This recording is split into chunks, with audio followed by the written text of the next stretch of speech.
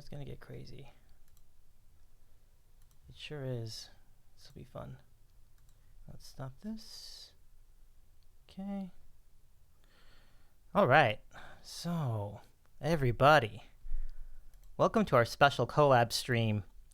We're gonna have Josh Taerk joining us in just a matter of minutes, but he's still wrapping things up over on his channel, so we'll hang out for a little bit and we'll get going. So it's been a really wild week. I think it's great to see everybody's been having a fun with the sandwich show, and I'm glad to I'm glad you like it. I think that's my takeaway when I get into stuff like that. It's really nice that you all enjoy it. So thank you for that. I really mean it. It's really cool. Now I'm hoping everything looks good. I think so at this point. Yeah, I think we got it. So we got a stream up ready to go, and I'll just stand by on all my socials and we'll see if everything looks right. And we'll stand by and we'll see we'll wait out our friends. Some folks will join us a little early, so I'll say hello to all you guys as well. Hello, everybody. Welcome to the Sandwich Show. Always good to have you here in the mix. It should be a lot. This will definitely be a very, very fun stream today. You know what? Actually, something I want to do here. I want to use dark theme. Yeah, there you go. That's cool. That's sort of an unrelated point, but but I did actually want to do that. That's pretty good. Okay. So it looks like we got everything set up here. Ready for you and all of your action. Should be really fun. So it should be good. Now hopefully the sounds come in and everything's fine. What we can do is we're going to do this on the fly. So it's going to be a little bit different this time. So as you guys come in, I invite you to pull up a chair. We'll have a lot of sandwich talk, foodie talk. I'm really curious as to what the scene is in Toronto. I think this will be really, really interesting to talk about. And of course, we're going to get into an incredible music career, as is that of Josh Taerk. And the Turkeys and the Turkey Nation, the Turkey family, all coming in to join us via the raid. I think that's going to be awesome. So it's coming. Very exciting. The only thing is I don't have a raid song. And I was shown that moment last night when our friends the Brookstone Bards were the first raid into here. I thought that was super cool. Yeah, good times. But I got my sandwich ready. I got a candy of the week ready if we have time for it. We have a food fight ready for you. We have a lot of emotes ready for you, and a lot more. In fact, I think we can take the moment now to do the shout outs.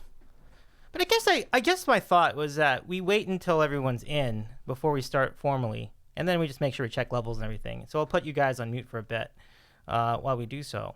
I just hope I can remember all the shout outs and everything else. Maybe what we should do, since we are gearing up for this segment, let's go give a shout out to Josh. Now we'll do it again like once everybody joins us, but I'm going to do that because I think for those of you who are uninitiated, Josh Taerk is a tremendous artist, and he really channels inner Bruce Springsteen, his inner singer-songwriter. It's really cool. It is really cool. So I'm happy to participate in this. I hope we have a lot of fun tonight. It should be good. And he's one of many very good performers in the Great White North, and you'll get to know a lot of them on Twitch because they're well represented. Canada's well represented on Twitch. It's really cool. So this should be fun.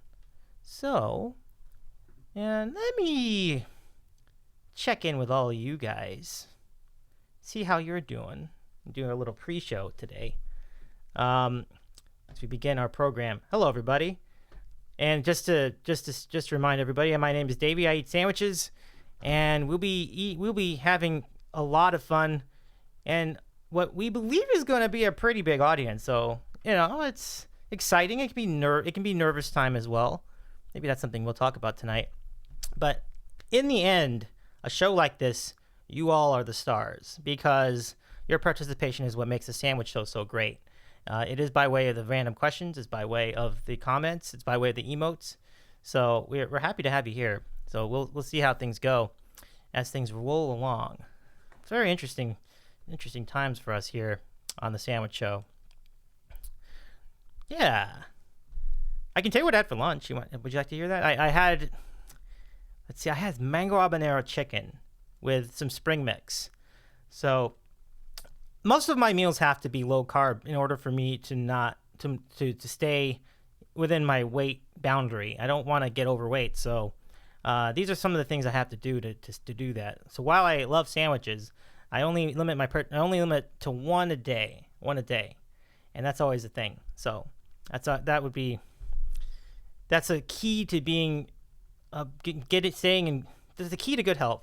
Limit the number of carbs in your diet, and it's a challenge. I absolutely. And if you're on the road, as someone like Josh might be, once things start to open up again, and tours begin again, and live performances begin again in real life, that's going to be the challenge for sure. So we'll see about it. Yeah,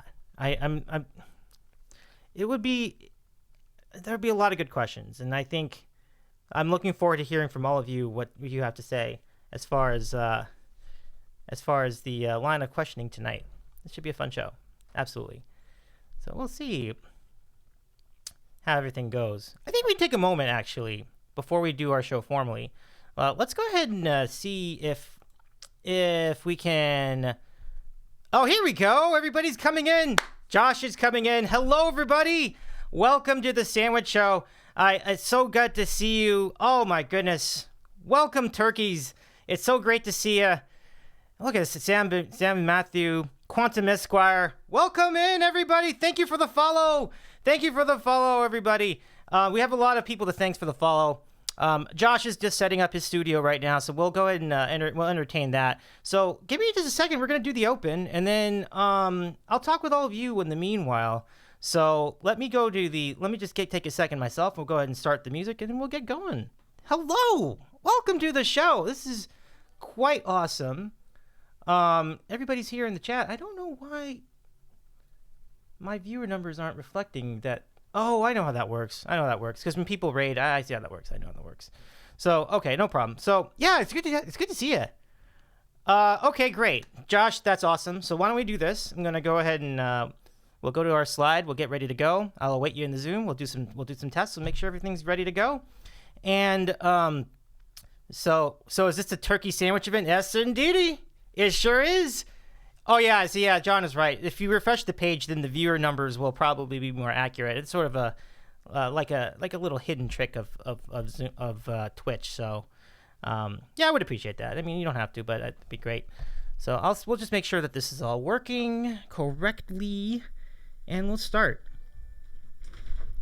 Whoa. I think we just had an earthquake. It wasn't a big one, though. I can see that the people have been so excited. They've wow, that might have been really legit, actually. This is what happens when you live in California. It wasn't that big of an earthquake, though. It seems like we're okay. Yeah, did you see that? That was crazy. Well, let me go ahead and start everything up here. Wow, you witnessed it live here on Twitch. Yeah, I'm okay. Yeah, it looks like that was it. We get these from time to time. I appreciate you looking out for us, so thank you. All right. Hi, everybody. My name is Davy. I eat sandwiches. And you know who else eats sandwiches? How about the man that they call the Sandwich King? And that would be our friend Josh Taerk, who I think has been really fun to hang out with in the last week or so. And I'm really excited to have all of you here with us, the Turkey Nation, really representing. This is going to be fun. We'll just to give Josh a minute to get his systems up. Yeah. And Zab Matthew, I would look outside just in case. Did you really? Oh man. Yeah, fortunately it wasn't that big. I think we're gonna be okay though. So just waiting for this. Just waiting for Josh to hook up with us. But yeah, boy, what excitement to start our program, wasn't it? So yeah, I mean, I would have been prepared to duck and cover and everything else. Like, certainly, those matters are obviously very important as well. Now you just figure out how to send the link. Yeah. I tell you what you could do. You can join our Discord and put it there. So, someone did that already. That's great. Yeah, that's exactly what you do. Yeah. So we're just waiting for Josh to connect the audio. We'll see what happens there. Let me know if you have any issues as far as that's concerned. So we'll let that go. Oh, you know what? I need to do that. He can't see me yet. Now he can. Okay. That's the second time that's happened. Jay, welcome in. So we have a great collab tonight. And we're here with all the fellow turkeys here for the sandwich show. And if you missed the earthquake to start the program, Quantum Empire has it, and I'll repost it here. That was kind of nuts. I had to be honest with you. That was really, really nuts. But it wasn't too bad. I'll figure out what the rating was and everything else. But it does happen from time to time. This is actually part of the LA life. Like we will go through these. So good to have you all here. If there's anything you guys want to say, any comments you have, it should be a lot of fun. It should be quite interesting for sure. But wow, what a great big crowd we have on tonight. What did you guys think of Josh's program today? He had a good stream. I really liked the variety of songs. I mean, there was we had some Springsteen, we had some country. It really covered a lot of bases, so that was really quite impressive. And the medley. How about those medleys? I mean, that's one of the things about it was epic. It absolutely was epic, Quantum. I completely agree. It was very much epic. And how about the props to, and I'm sorry I forgot the name, but whoever it was that sponsored. There's Josh. Let's say hello to Josh. What's going on? How you doing? Welcome to the program. We were just talking about how great your show was today. And I mean, it started with a bang. I mean, you had a sponsor to play your entire album. What was that feeling like as you were getting through That was absolutely incredible. I'm so grateful for Ryan Angry. Angry, as he's asked me to call him. We met, it's got to be close to like 7 months ago, I think at this point. And just ever since the first time that they came into the stream, been so supportive of the originals. It's always requested originals and just kind of sits in the background. And yeah, I still have reverb on. Is that better? Yeah, we got the reverb going. There we go. Oh, okay. No problem. But yeah, he still always requests original, kind of sits in the background, but every so often just like gives these bits and is incredibly supportive. I'm really grateful. And to that extent, I'm so grateful for all of the turkeys, because not just for the donations and for the bits and all of that stuff, because it's wonderful and I love all of that stuff, but the love that they show each other in the chat and the love that y'all show each other is just, it's absolutely incredible. Like, they're there for each other during the rough times. They celebrate each other through the good times. It's like, it's incredible. It really is a family. And I've got to give props to everybody in the chat for that, because that's all of you, you know? Yep. That's a choice that you guys made. And I'm so grateful to be on that journey. And it's grateful to be a part of it too. And I feel the love as well, just being a viewer with everyone else. And thank you for the follow. Thank you for the follow. There's a lot of people who just followed us right now, but thank you for the follow. One Tampa Rob, Jay Mitchie 2002, Corgi Girl turkeys. 55, The Garden of Paradise, Zab Matthew, Quantum Esquire, and then earlier in the week, Paula Hamo Matt Music, and April Anonymous last night after we did the raid to her channel. So thank you very much for the follows, everybody. It's nice to hear from you. And thank you for the bits. Oh, konnichiwa. Konnichiwa indeed. Thank you very much. So, I see you've got... Oh, I love this. Absolutely. You've got to stand. Okay, so that's on deck. All right, I love it. It looks ready to go. We don't have to do it yet, though. We can wait a little bit. All right, that sounds good. It's up to you. We'll go ahead and do that, because I think this will be quite a fun reveal. I got a sandwich too, and we'll present it at the bottom of the hour. So yeah, what's new with you? I mean, besides the Twitch thing, which is going very well. I mean, I can see it's incredible growth, and you're celebrating your 1 year not too long from now.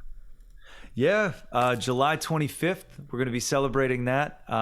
It's going to be amazing. We're going to do like a whole celebration thing. I'm going to do the room up. We're going to have a bunch of cool stuff going on in that stream, potentially some cameos from the rest of the Taerk family. And really, I just want to be able to thank all of you guys and to thank you for an incredible year and to show you how grateful I am to be part of this family. It's like, if it hadn't been for quarantine, I would never have found Twitch, and I can't imagine what my life would be like without all of y'all. So that's going to be a lot of fun. That's going to be an awesome celebration for sure. And I guess the question, to refresh our audience, how did you find Twitch? What was the path for you? So I had a whole bunch of gigs booked, in the summer of 2020, and I was about to head down to Nashville to start doing some recording.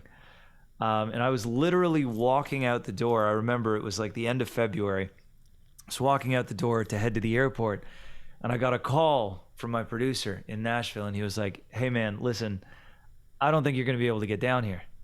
I said, "What do you mean? Like, did something happen?" I'm thinking, like, is there a flood? Is there what's going on? And he says, "No, like everything's shut down. You know, they're going into lockdown." And I had heard rumors of this, but I was like, there's no way that we're going into a full lockdown. He's like, "No, literally, like, we're going into a lockdown." And as that happened, we started to get news bulletins, and Wow. Twitter was blowing up. We turned on the TV, and sure enough, they were closing the airports, and it was done. And so I was like, oh my God, like, I thought at first this was going to last for like a week, right? Like, this was going to be like a week, 2 weeks tops, and then we'll go back to normal. And like a month in, I was like, I got to figure out a way to continue to play music for people and continue to like connect with people, because that's what I love doing. Like recording music and writing music, but then getting to take that music and actually play it for people and get to see their reaction, get to make that connection. And so a buddy of mine was like, "You should look into Twitch. Have you ever heard of it?" And so I started looking into it, and I got bit by the bug, started streaming. Nice. It's been an incredible journey, and I think a lot of people have gravitated towards you. And one of the great things about your music is that your originals have really, as you were saying yourself, like they've really caught on to folks, and enough so that you were nominated for the Twitch Vision contest, and that had to have been quite an honor. Describe that journey, and I'll tell you all this. He finished in the top 10, and which is really impressive, because you had some of these streamers who had like 20,000, 30,000, 50,000, and the dedicated Turkey family got you up to top 10. That's got to be an awesome feeling. Honestly, props to the Turkeys, because the support that y'all showed that night was absolutely unreal. And just the fact that we submitted this video, and we were like, this will be a lot of fun. And the fact that they took it and were like, okay, you're in the top 24. I was like, oh, that's great. Like, and I thought that was really, really cool. And I was really excited about it. And then I found out that there were like 99 songs that were submitted for this. Wow. And I was like, that's unbelievable. And I told the entire Turkeys family, I'm like, okay, we're doing this. We're going to go and vote. We're going to watch the thing. It's going to be great. And everybody showed up in a huge way. And like, not only to be put in that category with so many incredible streamers and so much phenomenal original music, but to then place in the top 10, I'm still trying to wrap my head around it, to be honest. And that's all you guys. That is all you guys. Yeah, 100%. And I think it caught on the attention of the outside world too. I think the people who were in the stream and listened to your song for the first time, I think they liked it too, because that was a big factor in the voting, I thought. Oh, thank you. I mean, that's really like the biggest goal that I have with any of the music that I write and any of the stuff that I do, is to be able to connect with people, to write something that not only means something to me, but that somebody else can take into their lives, take into their hearts, and something that they can relate to as far as their lives and their journey is concerned. So to see that many people responding to that song, and to continually see so many people coming into the stream requesting originals, and explaining how they feel with those originals, or even as simple as, I was having a really bad day and then I turned on your song and it made me feel better. That is so powerful. And that's such an incredible thing as a writer to be able to hear. So I know all the music that did that for me. And so to be able to put something out there that does that for somebody else I'm very grateful for that. And check out this comment from the Garden of Paradise saying, I found Josh Taerk from that Twitch Vision comp. No way. How about that? I didn't realize that's where it's from. Garden of Paradise. Thank you so much.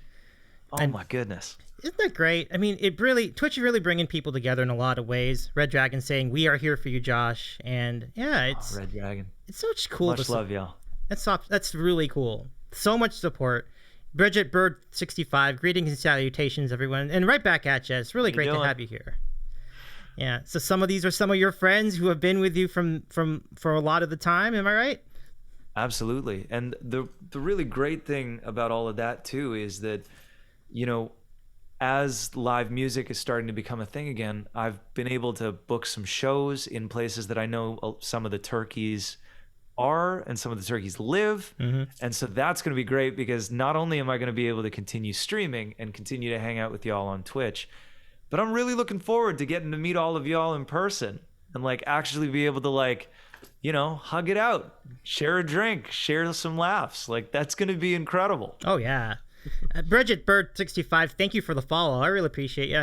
And that's got to be amazing. So, when you talk about performing on stream and the magic you get from the community that's built there, and you compare it to live performing in front of people in front of you, I mean, how would you compare the two experiences, and how exciting is it going to be to get back to doing it live? Oh, it's phenomenal. Both experiences. What up, Nick? So good to see you. Both experiences are fantastic, and Twitch was the closest thing that I had ever seen to a digital live stream, a digital live concert, if that makes any sense, because you get instant notification of how people are feeling, how they're responding to the music that you're playing, because the chat is in real time.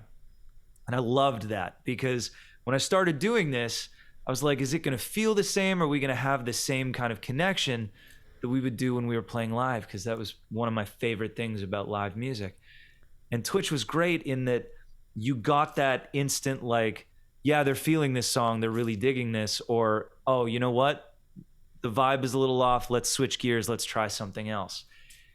And it's cool because Twitch always, to me, felt like a very intimate show. Even though you were playing for so many people from all over the world, it felt like a very intimate, you were hanging out in somebody's backyard around a campfire, kind of being able to chat and talk to people between songs, which was great because, at a live show, when you're playing for, hundreds of people, you get to make a connection with them, but to be able to have that free flow of conversation in the middle and get to talk about their lives and your lives, and that's been an incredible part of Twitch.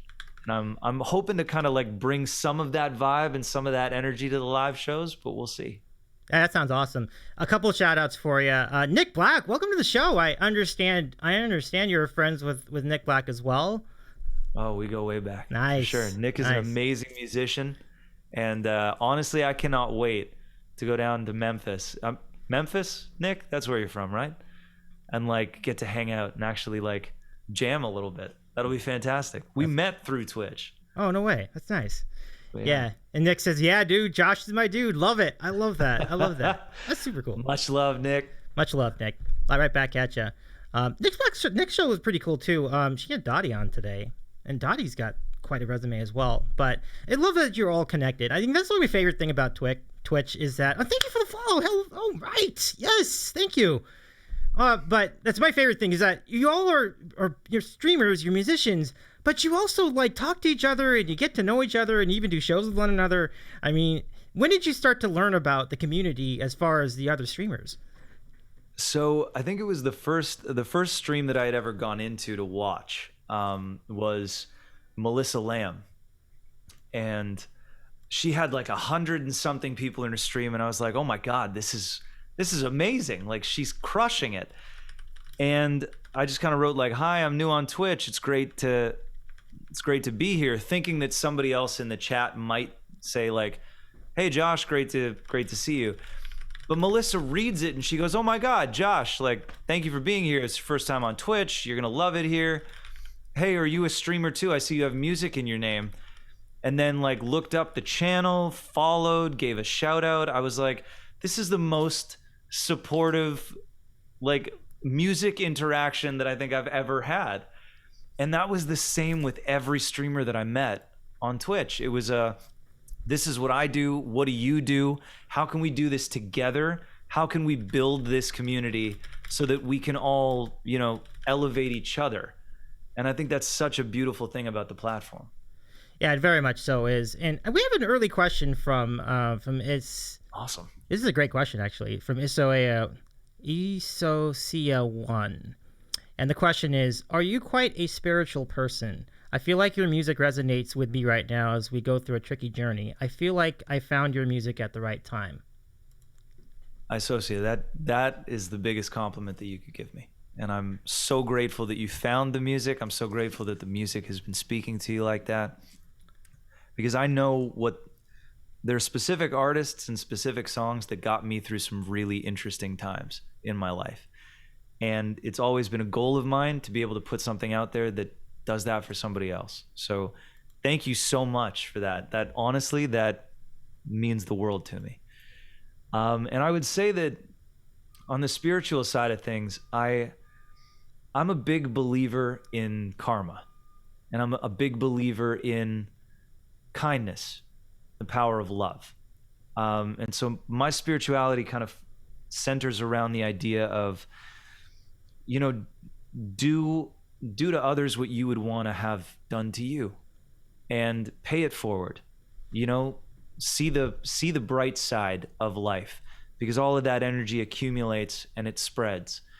And a lot of those messages very early on started to kind of seep their way into my music. And being earnest and being honest in my writing is a really important thing for me. So being able to write about the experiences that I've had or the feelings that I'm having, I feel like it makes for, at least for me, I can feel connected to what I'm saying when it's coming from the heart. And so a lot of that spirituality and a lot of that hopefulness, that daring to dream, following your passion, being true to who you are, a lot of that stuff kind of made its way into the song from my belief system and the way that I try and live my everyday.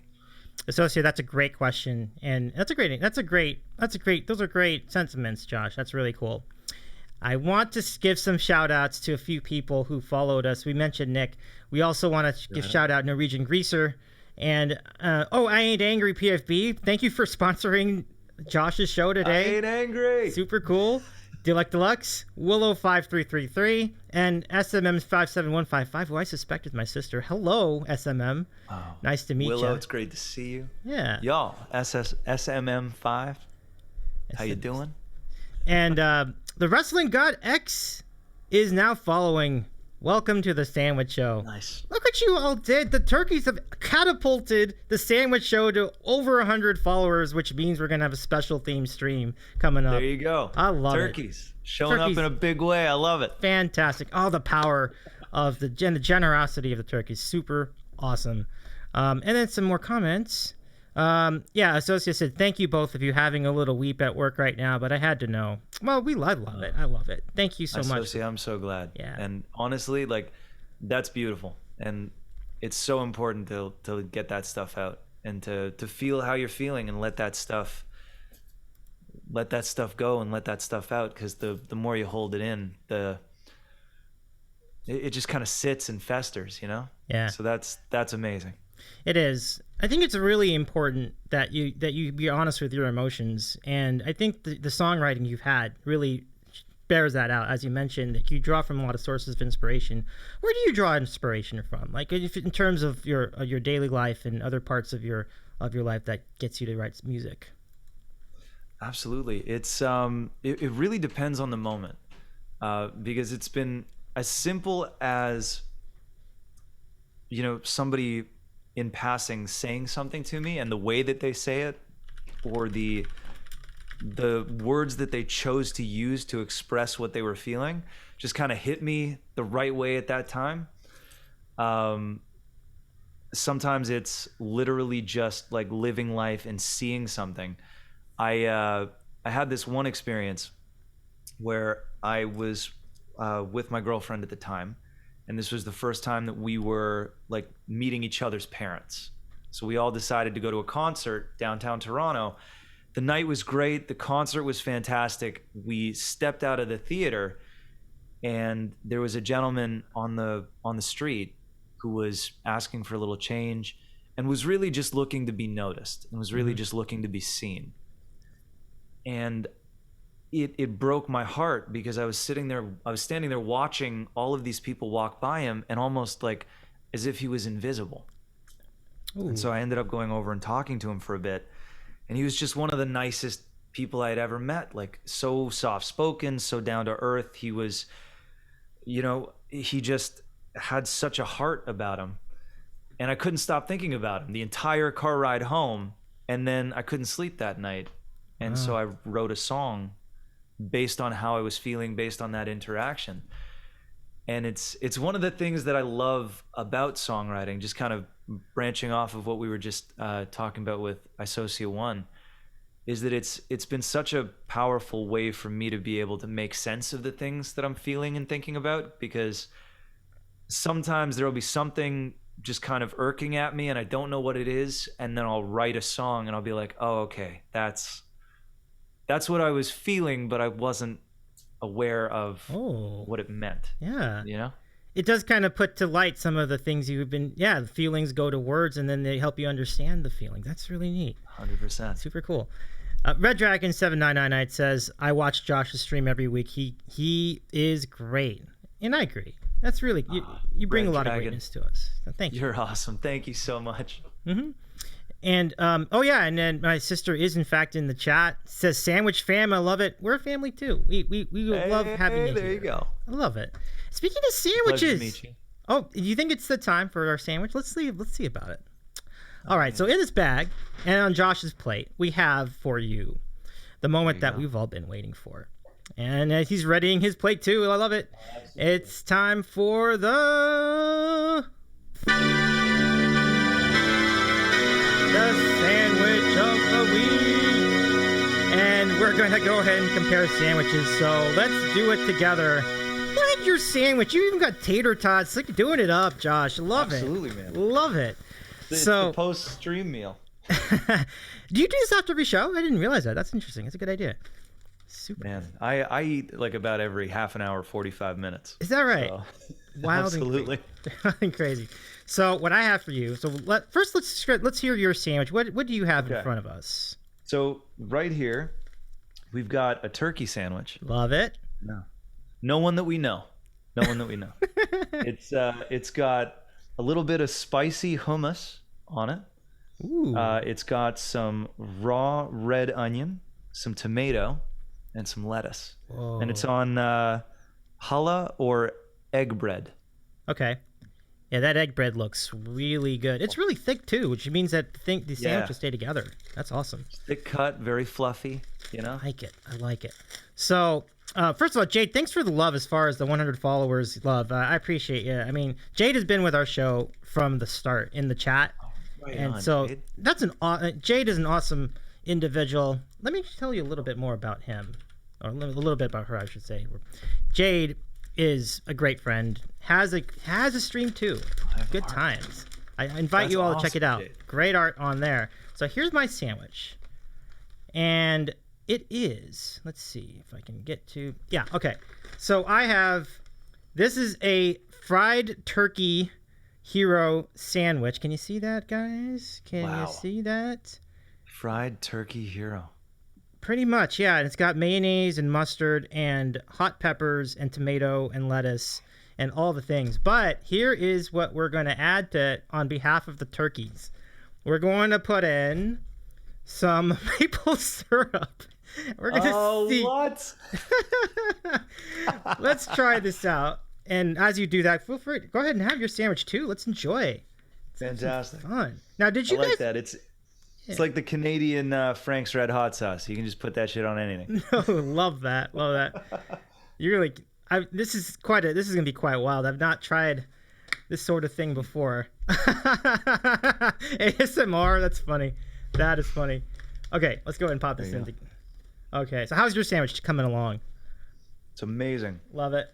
Okay. It's got all of those like, with the hummus and the raw vegetables, like the raw tomato and the raw onion. It's got a very like Middle Eastern kind of vibe to it, but then the turkey kind of brings it almost to like a fusion place. Very nice. Well, I can tell you this: the turkey sub I have is pretty fresh. So this is freshly sliced. It's not like off a deli roll. Oh, nice. It comes with smoked Gouda cheese. I forgot to mention that. Wow. And I gotta be honest with you, the maple syrup is a good touch. It's not that thick, and what it means is you can spread it into the sandwich. I actually like it. This is a bit of an experiment, but I like it a lot. So you get a little bit of the sweet, a little bit of the savory. Yeah, it's a nice combo. Man, your sandwich looks appetizing too. You'll have to tell us about the tots as well. Absolutely, I can do a little tot cam. Oh, okay. Let me zoom in on that. Take a look at that really tot. well. Look at that You tot. know, got a nice like golden brown on it. Oh, that's perfect doneness. Perfect doneness. Enjoy. And with the classic like ketchup dunk, you know. Ah, look at the appropriate amount of ketchup. It's not all over. It's just on the edge. I like it. Exactly. I love that. It's a good dip.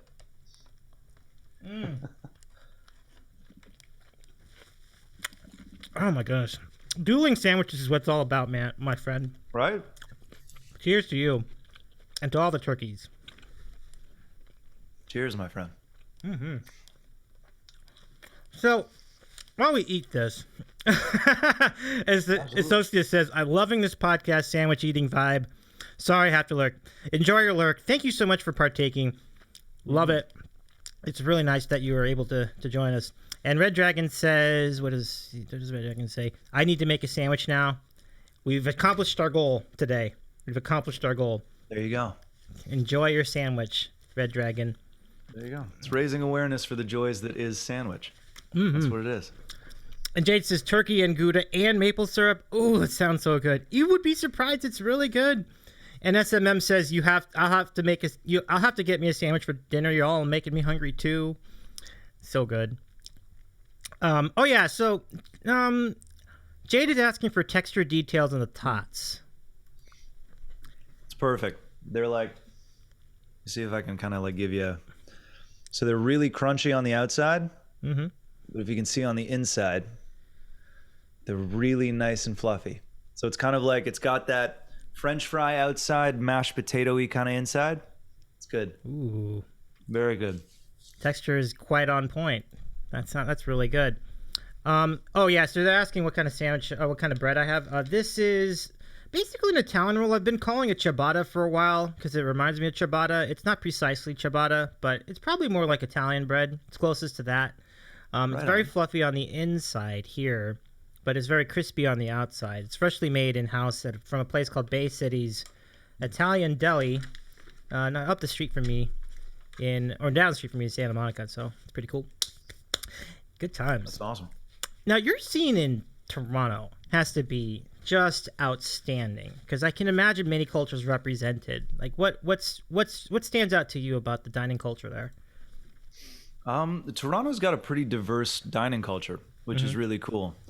And there are a lot of sections in the city where you can find, like, we have Little Italy, we've got Chinatown, and in all of these different areas, Little Portugal, and in all of these different areas, you've got so many chefs that are coming over and bringing, like, their family recipes here. And it's phenomenal because, I mean, you have some of the big name chains and stuff in Toronto, but if you go to these places and you really like immerse yourself in the culture of that little pocket for a bit, you can find these off the beaten track places that just, you know, family recipe. You can taste the history in whether it's the pizza or the dim sum, or we've been to a place that does like what is it, like Spanish style like barbecued chicken. And it's just like, it's a little place and they've got like picnic table benches in the back where you can sit. It is some of the best chicken I've ever had in my entire life. Oh man. And that's what I love about the city, is that you've got some fancy places, you've got big name places, but you've also got these like really, really cool mom and pop places, family owned, family run. And they're, if you know where to go, you can find these little gems, and they're just like unbelievable places. Yeah, that's where you want to be. I mean, and I think what I understand is that the concentration of Toronto is such that you can find a lot of things in a small amount of area. Absolutely. That's super cool. Some chat comments. I want to say thank you so much to Bridget Bird 65 on the way out. We appreciate you. Bridget, thank you for the hugs. Yeah, thanks for the cyber hugs. Hugging you back. Nice. Yeah. Me too. Me too. One Tampa Rob, my wife wanted to know why I am watching two guys eat sandwiches. So I said, what else should I be doing? Makes sense. She walked away shaking her head. I can visualize. I feel like, it. isn't that the Food Network though? Pretty like, much. I mean, in all honesty, is that not the Food Network? It's pretty. You watch shows about people meeting other people and eating food. Exactly. That's what it is. It is totally what it is. It's totally what it is. And I felt like it was missing from Twitch, so I think we brought some of that element back. So yeah. I mean, that's kind of the fun thing about this. I feel like food has often been a great uniter. Like, you ever notice that? 100%. Dinner time. Like, it brings people together. Like, whether you all doing your separate thing, you come in at the table, and dinner is like your chance to be together. It's always cool. Definitely. We do a thing at the house where it's dinner time, phones and technology down. Ooh. Like, we're going to sit down, have a meal, and we're going to talk. I like that tradition. I think that's a good tradition, especially in this day and age, because it can get away from you as far as you're losing yourself in socials and so on. I know you can cook as well. I've seen it on your Instagram, which is also at Josh Taerk Music, I believe. Thank you. You had some pork bellies the other day. That had me salivating. That looked really good. What are the secrets there? So my brother, for his, he had a smoker, and it was a really old smoker, and it kind of crapped out on him, let's say, March of 2020. And so he was trying to figure out all of these different ways that he could still smoke stuff. But we finally, for his birthday, we got him a Traeger grill, which is like a barbecue and smoker built into one. And he's been loving it. Like, as soon as he got it, he was like, okay, we're making pork belly burnt ends. He brined and smoked his own pastrami the other day. Whoa. Which was just out of this world. It looks insane. I am jealous. That sounds awesome. You know, your brother does do a great work, and I'm going to give a shout out to his new channel on YouTube. Please do. The Taerk Test Kitchen. I saw the first episode on New York Strip's Sake. It looked quite delicious. And what's great about it is that he keeps it simple, and I think that was the objective. He wants to present simple ways to cook great food. And, you know, 100%. You all are so well connected. I asked my question because you asked me the same question a few days ago when we were setting up the collab, and the question was, what got me into food? And I said the curiosity and discovery did. What got you into food? I think it was a lot of the same. When we started traveling, you know, we would go on trips as a family, and when I think it started when we were going on these trips, and we would go to a new place that we had never been before, and they would have, you know, that specific restaurant or that specific region would have like a special dish that they did. I'd be like, well, that, like, if we're here, that's part of the experience. I'd want to try that. And then as I started to go out on the road more and started to tour, I would find myself in these cities or in these small towns, and I'd go, okay, like, where do the locals eat? Like because that for me was the quickest way to be able to plug in to that culture and the rhythm of that place. Because sometimes when you're on the road, you have like a certain number of hours that you're going to be in that place before you move on and you're driving to the next one. So it's like, how can I have the most enriching experience in this one place in this short amount of time? Mm-hmm. You go where the locals go to eat. You know, you plug yourself in that way. And whether it was Muscle Shoals, Alabama, or it was, Syracuse, New York, or Santa Barbara, California, Ooh. every place has this thing and these places that, are their places and these dishes that they do really well. And so it became really fun for me to be able to go like, okay, where do you guys go to get good food? What does that look like? And they'd be like, oh, we've got this weird thing that a lot of people don't like to try. I'd be like, bring it on. Like, that's the thing that I want to do. That's really There's great. a creativity and I guess a free expression that comes with being able to like take raw ingredients and turn them into something. Yeah. Now that's an interesting drop, Santa Barbara. I lived there for 4 years, so I'm curious as to what stood out to you over there. So Santa Barbara, we had a really good friend who we met in Colorado, and because he skis out there a lot during the winter. And when we were traveling through California, he was like, where are you going to be? And I said, well, we're driving down the coast towards LA. He goes, dude, I'm in Santa Barbara. Like, that's where I live. Come and hang out in my town. Nice. So we went over to his place and he actually cooked us a dinner. It was really nice. Ooh. That must have been some visual, because the architecture there is unbelievable. Like this old Spanish architecture. Stunning. Yeah. It's gorgeous, isn't it? Like it's so calm. Every time I'm there, I don't know, I can't speak for you, but doesn't it feel like you're just extra relaxed? Oh, for sure. Yeah. There's something about the arches in the doorways. There's something about just being able to look out onto the ocean. Yep. It's just like there's a different kind of vibe. You don't mind going a little slower. Yeah, I hear that. Would you at some point perform there, or have you at one point in your life? So I've played shows in California, mostly around the Los Angeles area. Okay. But potentially we're going to have some shows kind of going from San Francisco to Los Angeles, because we're playing the Orange County Fair on July 22nd. Oh, no way. Yeah. It's so close. There you go. That's cool. Yeah. Oh, man. It's about 2 hours awesome. from me. Yeah, I could do that. Yeah. Hang out IRL. That would be unreal, Davy. Oh, man. But yeah, we were talking and potentially like starting in San Fran and then playing a show there, driving a little bit, playing a show kind of leading to Los Angeles. Okay.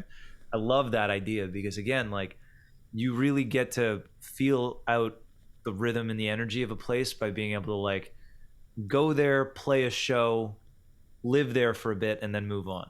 Yeah. It is kind of cool. And it's nice to get to spend a couple of days there to really get to know the area. Unreal. Yeah.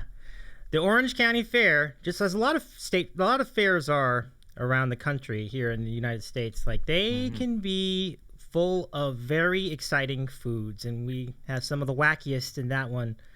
So we'll let us know how that goes as well. I imagine there will be very heavy documentation on all of the food that we are eating at the fair and on the tour.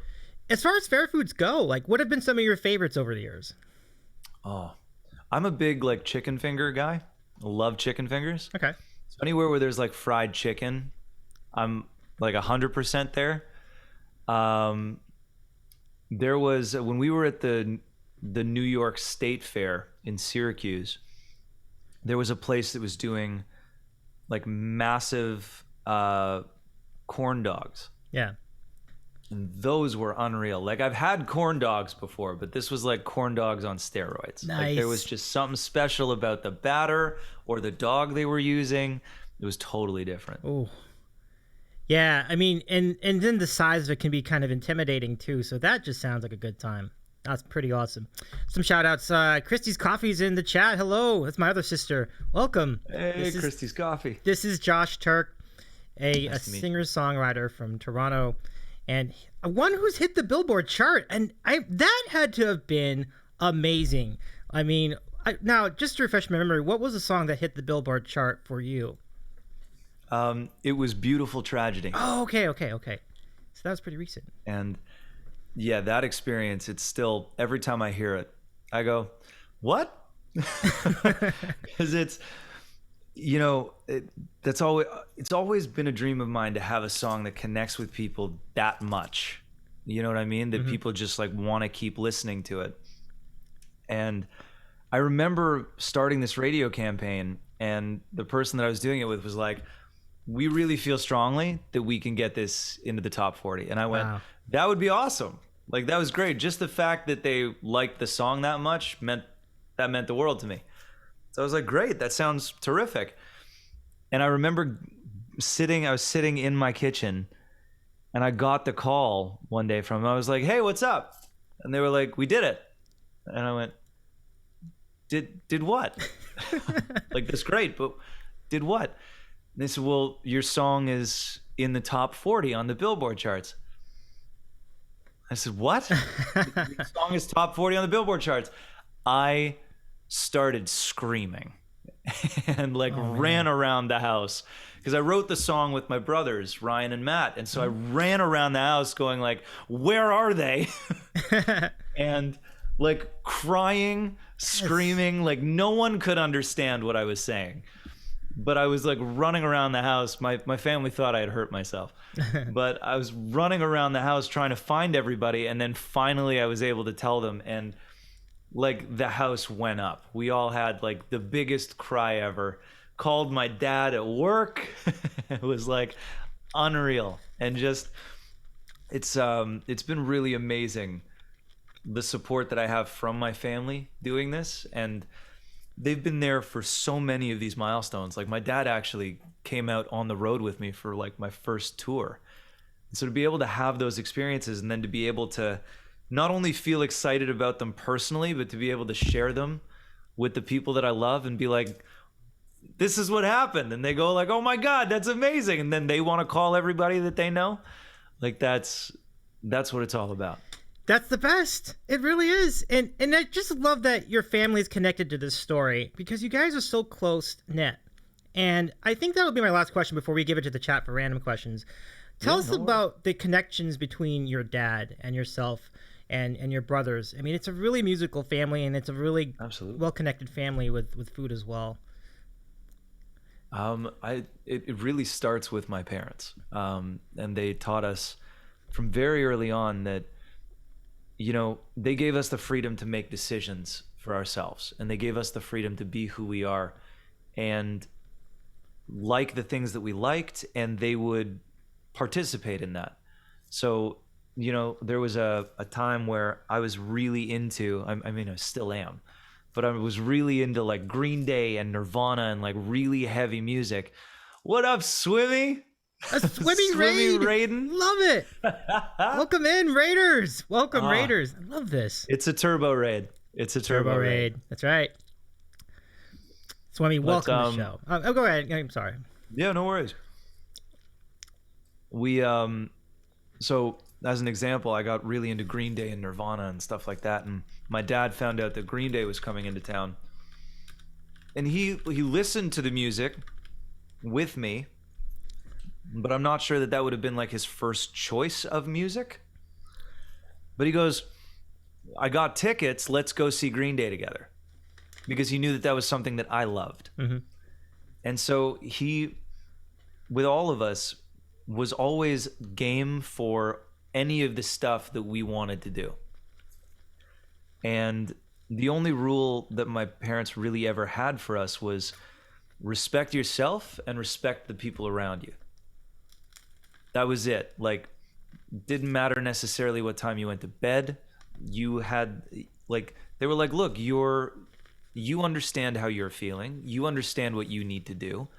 We love you. We're going to suggest certain things. But the only thing that was like a hard line in the sand was show your self-respect and show the people around you respect. And that really permeated its way into, you know, my relationship with my siblings. And we grew up so close that at a certain point, like there's 10 years difference between me and my sister, but it never feels that way because we all grew up so close. So at a certain point, that kind of age range kind of blurred, and we all just started to become friends and colleagues as well as family.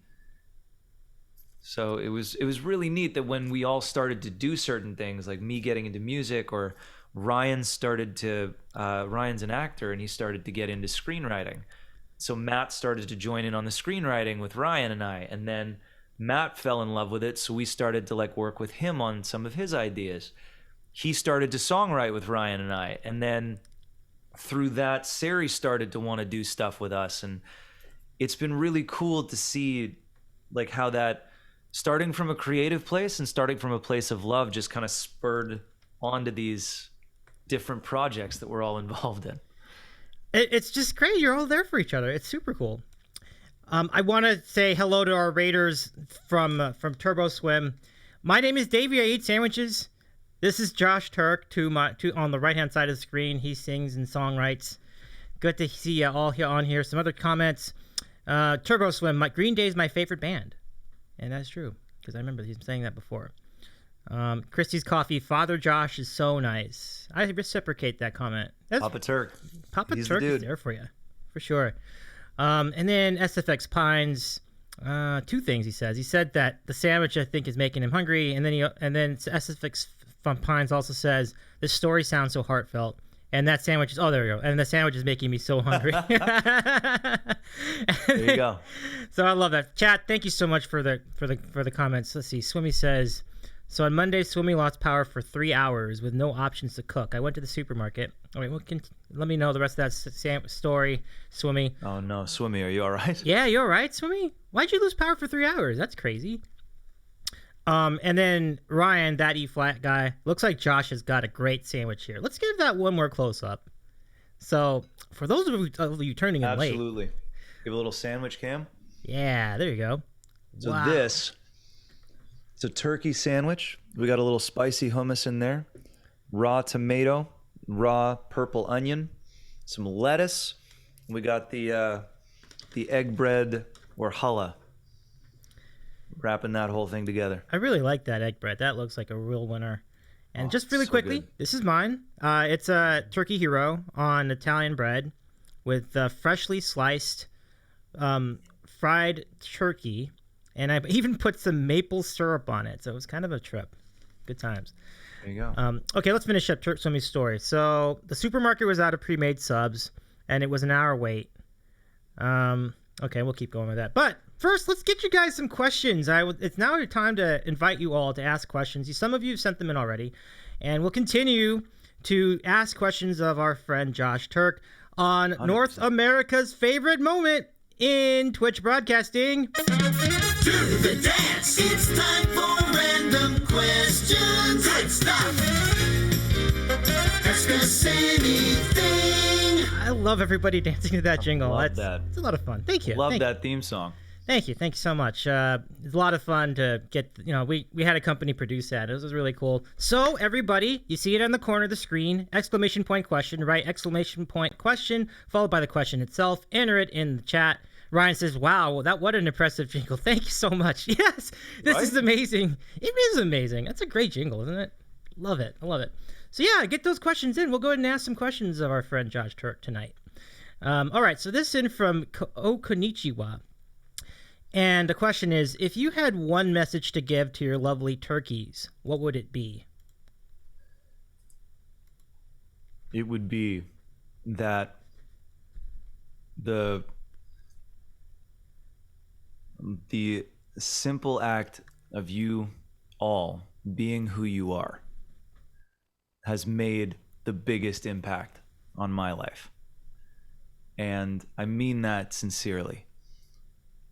Every single one of you coming into the chat and being yourself, sharing yourself, your stories, your great moments of success and triumph, your moments of living life, being in the trenches and figuring things out, and everything in between.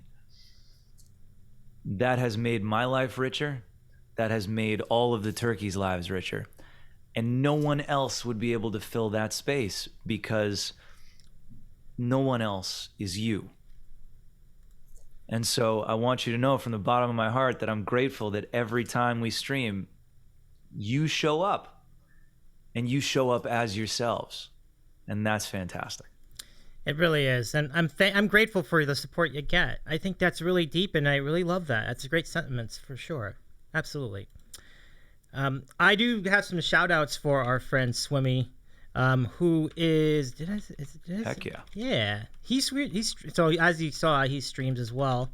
So let's put that in first, and of course, I'm trying to. Did I get that right? No. 1 second. Is it this? I did do a shout out for you, Ryan. I will just do. I know I did this, but that's okay. But that E Flat guy is also a great streamer as well. So check out his channel. Really cool. Yeah. But at any rate, let's get some comments in. So Swimmy continues his story. Then I found a great crusty French bread for $1 and got a genius idea. I got some roast beef and Swiss. Headed to get my favorite deli sauce, an Italian infused oil and vinegar condiment, but that was also out. This is a long story. So finally, I was saying screw it and just left with the sandwich stuff. When I got home, I decided to try to make my own oil and vinegar sauce, and it was amazing. I have this new deli condiment I created, beautiful tragedy Turk sauce. Swimmy, thank you so much, man. I love that. It sounds delicious. Like that's a sandwich and a half right there that you just described, my friend. Yeah. Nicely done. And like next time we've had Swimmy on this show, on the sandwich show. So if you want to check that out, we're gonna have it on VOD. We will next time you come on, Swimmy, let's get that sauce on. I want to take a look at that. Good demonstration. And you're welcome, Ryan. I appreciate you. Your channel's great too. I really love hanging out with you guys as well over at the Lion's Den. Super cool. Okay, so that was a great story, Swimmy. Well done. No worries. Okay, so yeah, you have been commanded to share the recipe with all the turkeys, Swimmy. So that would be awesome. It's on you. Yes, we have a Discord for Josh Taerk, right? So, oh, nice. You will throw it in the Discord. Look at that. Oh, and thank you, Aham, for the follow. That's awesome, Swimmy. That is awesome. I look forward to that recipe. I could always use a good sauce. Okay, so let's continue with questions. Quantum Esquire asks, what is your favorite sandwich of all time? Favorite sandwich of all time? That is a really good question. Okay, so just outside of the town of Lake Tahoe, California, like literally like you drive maybe half an hour around the lake, there's a small town where we went like ATVing through some of the forested area that they have there. But there's a little general store that makes fresh sandwiches out of like the produce that they're selling to the small town. And when I say like it's a small town, I mean like it's literally like one road that takes you around the lake. And then there's maybe like one or two roads that shoot off of it to 3 or 4 houses. Like it's a small town. But the sandwiches, they got this fresh made bread that is like one sandwich is about this big. Oh, man. And it was like a cheddar jalapeno bread.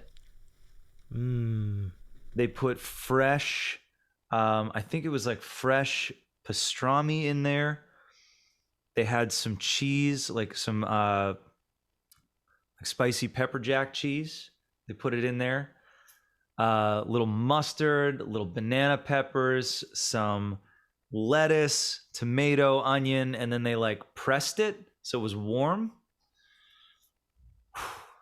That was a sandwich and a half. Oh my god, that was a sandwich and a half. Oh, I would just love to see the picture of that. That just sounds amazing. Zesty, spicy, it's got it all. That's a great sandwich. Now I've shown people what my favorite sandwich of all time is, and it's the pastrami Reuben, aka the Rachel. So I'll show you what that looks like. Nice. Let's see. We have it here. Let me go. Yeah, there we go. So there's a good one at a place in the valley here in the LA area called Brent's Deli. So I'll show that to you. 1 second. There we go. Oh, wow. Yeah, it's pretty awesome. So, they grill the bread like a grilled cheese sandwich. You've got the Swiss cheese and the Russian dressing and the sauerkraut. Pretty good. So there you go. Yeah, that's my favorite. I'd be interested to hear guys' favorites as well. It's always fun to get into that. Let's see, any more questions? Any more comments? Jade says, that was a riveting story, Swimmy story. That sandwich innovation sounds amazing. And Swimmy says, Joshy, also beautiful words, as always. Very cool. Thank you, Swimmy. That means a lot. So, back to the questions. Oh, actually, I have one. But before we get to the chat questions, tell us the Sandwich King story again, if you wouldn't mind. Absolutely. So, I got the nickname Sandwich King when I was. It was the first tour that I was doing in the south of the United States, and we were driving from Nashville to Atlanta. And usually that drive takes like 4 hours, maybe 5. But there's this big accident and we get stuck on the road, and we end up like, it takes like 7 hours to get to Atlanta. I don't pack any food, any snacks, because I'm like, this is going to be, it'll be a quick drive. We get there and I'm like starving, and I was like, never again will I go on the road without food. So every time we went on the road after that, I always made sure that I had sandwiches in my backpack so that at any point that I was hungry, I could just pull it out and we didn't have to stop anywhere. But that meant that if we were going on like a 4 to 6 hour drive, I would need like 2 or 3 sandwiches just in case. And so at different points during the trip, I would pull sandwiches out of my bag and start eating them. And finally, my drummer turned around and saw me eating like the 3rd sandwich of the day. And he's like, are you like making them back there now? I don't understand where they're coming from. And from that day on, every time we went on tour, we were like, okay, we got all the music, we got all the equipment. Yep. Instruments are in there. Yep. Josh got you 16 sandwiches. Yep. All right, good. I love that. That's really great. But it's handy, isn't it? When people are getting hungry 100%. And it's a long drive, it's a good spot. All right. Thank you for sharing that. And I also want to thank some more new follows. Let's see. Roll the Panda. Thank you for the follow. Super cool. All right. Let's get on to the next question. And it is from One Tampa Rob. And Rob asks, how many times have you seen Springsteen in concert? And just to refresh for the audience that's tuning in for the first time, Josh is incredibly inspired by Bruce Springsteen. Like, he's like, I would assume that he's your favorite artist. He's definitely in the top like 3. Oh, okay. Yeah. You know what I mean? I get a lot of influence from him, a lot of influence from like Counting Crows. Mm-hmm. But Springsteen, like, I remember seeing him when I was like 10. My dad took me to a concert, and I had never seen anybody perform like that. Like, he emptied the tank. He gave 150% of himself in every song. You felt like there was nowhere that he wanted to be more than up on that stage playing for you. And through that, like, Springsteen became a huge influence on what I was doing, and the kind of songs that I wanted to write and the stories that I wanted to tell.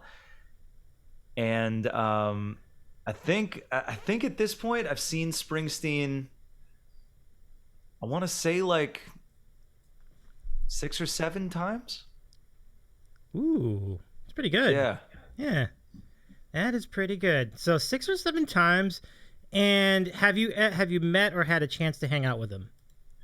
I haven't met Bruce, but I was able to meet his drummer, Max Weinberg, and he became an incredible friend and mentor. So to give a little context to the story, my dad was a huge, and still is a huge, Bruce Springsteen fan, and he introduced me to Bruce's music.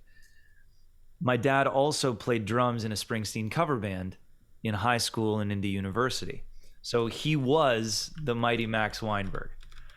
who was Springsteen's drummer. And a buddy of mine calls me. I got home from a couple shows in Colorado, and a buddy of mine calls me and he says, I got tickets to an event in Toronto. And I was like, man, I just got home. Like, I don't know if I want to go to this. And he goes, Max Weinberg is going to be playing. And I said, I'm there. Nice. Love it. I told my dad, I'm like, we got tickets. Let's go to the show. So I brought my dad. Cool. And we get there. Max is up on stage. He plays a couple songs. It was terrific. And then at a certain point in the evening, I saw that he was at the bar and he was finishing a conversation with someone. And I knew I had like 2 seconds to go over there and start talking to him before somebody else did.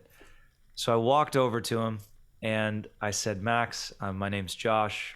I'm a young singer-songwriter, and you're a very big inspiration to me. I'm a big fan of your work. And he said, Josh, it's really nice to meet you. Spent like 20, 30 minutes talking to me. Just what are you taking in school and who are you here with and blah, blah, blah. And then at the end of the evening, he was like, well, I got to go back upstairs and like pack my stuff. I said, I don't mean to be like, I don't mean to overstep here, but I have this demo. It would mean a lot to me if you could take a listen and let me know what you think. He took the CD, and I was just grateful that he took it. About a week or two later, I was on my way to class, and I get this email. Hi, Josh. It's Mark. I'm Max's manager. We took a listen to your stuff. We really like what we heard. We'd like you to come and open up for Max in South Orange, New Jersey. And so the next thing I know, I'm on a plane to New Jersey with my father, and we're going to play a show with Max Weinberg. Oh, man. And that the entire experience blew my mind, because I was like, I know this guy's records cover to cover. Yeah. Right? And he was phenomenal. Like, we had wonderful show. And since then, Max has invited me up on stage with him a number of times in different places, like all over the US and in Canada. And he's just been incredibly supportive, a really big champion of the music. So I'm very grateful to be able to say that. Max still really trying to kind of figure it out. Like, that's, it's one of those moments for me that every time I say it, I'm like, really? Just look at that. You take a chance and it really works out for you. That's so awesome. What a great story. You got to. Yeah. You miss 100% of the shots you don't take. Wayne Gretzky. Yeah, I remember that. And look, everybody loving the story. That E flat guy, that's amazing. Norwegian Greaser, that's incredible. Oh my goodness, that's crazy awesome from Jade Tile. And then Tampa's Rob says, man, what are the odds of that? And it's true. What are the odds? It's incredible. Gotta love it. You just never know. So thanks for the question. Next up from That E Flat Guy, aka Ryan. Where do you go to produce your albums? Were they all with the same people / places, or were they all different? That's an awesome question. Each album kind of found its home. And I know that's it's a bit of an odd way to explain it, but the first album and the first group of songs I kind of found the producer in Toronto through them hearing me play. And his name was Terry Brown. He was the original producer for Rush, did a lot of stuff in the 80s with Klaatu and Cutting Crew. That song, I just died in your arms tonight. Oh, that's a bop, man. Yeah. Yeah. That was Terry, and that was Cutting Crew. And so Terry heard my stuff while I was at Western University in London, Ontario. And he said, I really like what I hear, but I'd like to work with you more. You're going to have to move back to Toronto if you want to really pursue this. So I moved back to Toronto, started producing, working with him on just songs. And eventually we had a collection of them that we could turn into a record. And that became the Josh record, with the addition of one song that I wrote in the UK after my first tour with my friend Toby Chapman. And he produced that song. And then from there, I started to experiment with a little bit more of bluesier, rockier, kind of stripped down band sound. And I wanted to go back to having a full band in the studio playing together kind of thing. Feeding off of the energy that we had and getting something that sounded a little bit more live off the floor. And I was introduced to Teddy Morgan, the guy who produced Here's to Change and a lot of the songs on Beautiful Tragedy, through John Oates. John Oates, the one and only. Yeah. We played a festival that he was hosting, and again, it was one of those experiences where, like, the end of the festival, he has this big party to say thank you to everybody that participated, and we're at the event, and I get the opportunity to go up to him and start talking to him. Told him I was from Toronto, and he said, "Oh my God, we're going to be up there. You know, Daryl and I are going to be playing a show pretty close to there, in a month or two. Do you want to come up and see the show?" I said, "Sure, that'd be great." He gave me a number and said, "Text this number when you get there, and we'll hang out." I said, "Okay, cool." The day of the event comes, we go up there, we go over the will call, and we say, "Hey, we're here, we have some tickets." And they said, "Oh, we don't have anything here." So I was like, "Oh, okay." And my dad says, "Well, he gave you a number, right? You should text the number." I said, "Oh, why not?" And I figure, like, this is like the number to the assistant of John. Like, it can't, like, there's no direct line, is what I'm assuming at this point. So I text this really formal message, you know, "Hi, it's Josh Taerk. John told me to reach out about tickets. I'm not sure what his plan was, but we would love the opportunity to see him." And then I get this text message back. Like, I wrote a book, right? And I get this text message back from him, and he's like, "Hey, Josh, it's John. I'll be there in a sec." Nice. And all of a sudden, like, this person, like, opens the stage door and is like, "Are you Josh?" And so I'm like, "Oh, okay." And John was just, he's been a phenomenal support and a terrific friend and mentor. And he said, like, if you're looking for that kind of sound, Teddy Morgan is the guy to go to. He's down in Nashville. And so I met with Teddy, and that was kind of my introduction to Nashville and also to, like, touring through the southern United States. That is nice. And I'll expound on that in a minute, but let's say hello to Caffeine Is My Drug. Welcome to the show. Good to see you. What up, Caffeine Is My Drug? Let's give him a shout out also for the live learn yesterday of the Art and Pete song Reason, which I thought was very good. There you go. Yeah. Now, that was awesome. Your live learns are so much faster than, like, a lot of people's live learns. What are the keys to your ability to live learn a song? To be honest, I don't really know where that came from, because before Twitch, I had never done that before. Like, just learned a song and then played it for the first time for people. But I saw that it was a thing, and I found the concept of it when I first heard about it, like, really exciting. So I was like, this is really fun. There isn't a lot of time to, like, perfect it or think about it too much. And I, like, coming from the live environment where when you're on stage, you know, you want to give people different things to look at, and you want to give people different emotional experiences, different feelings. And so that requires a lot of, like, okay, if I stand over here, or if I do this, or if I'm more active during this part of the show versus, like, standing in one place. So there's a lot of, like, different momentum that you produce during a live show. When I heard about this live learn thing, I was like, this sounds really cool, but what is the experience going to be like for the person that's sitting there watching me listen to this song? Oh, yeah. Because they can't hear it. Right. You know, DMCA stuff, they're not allowed to hear the song. So what is that experience going to be like for them, watching me sit there and go like this?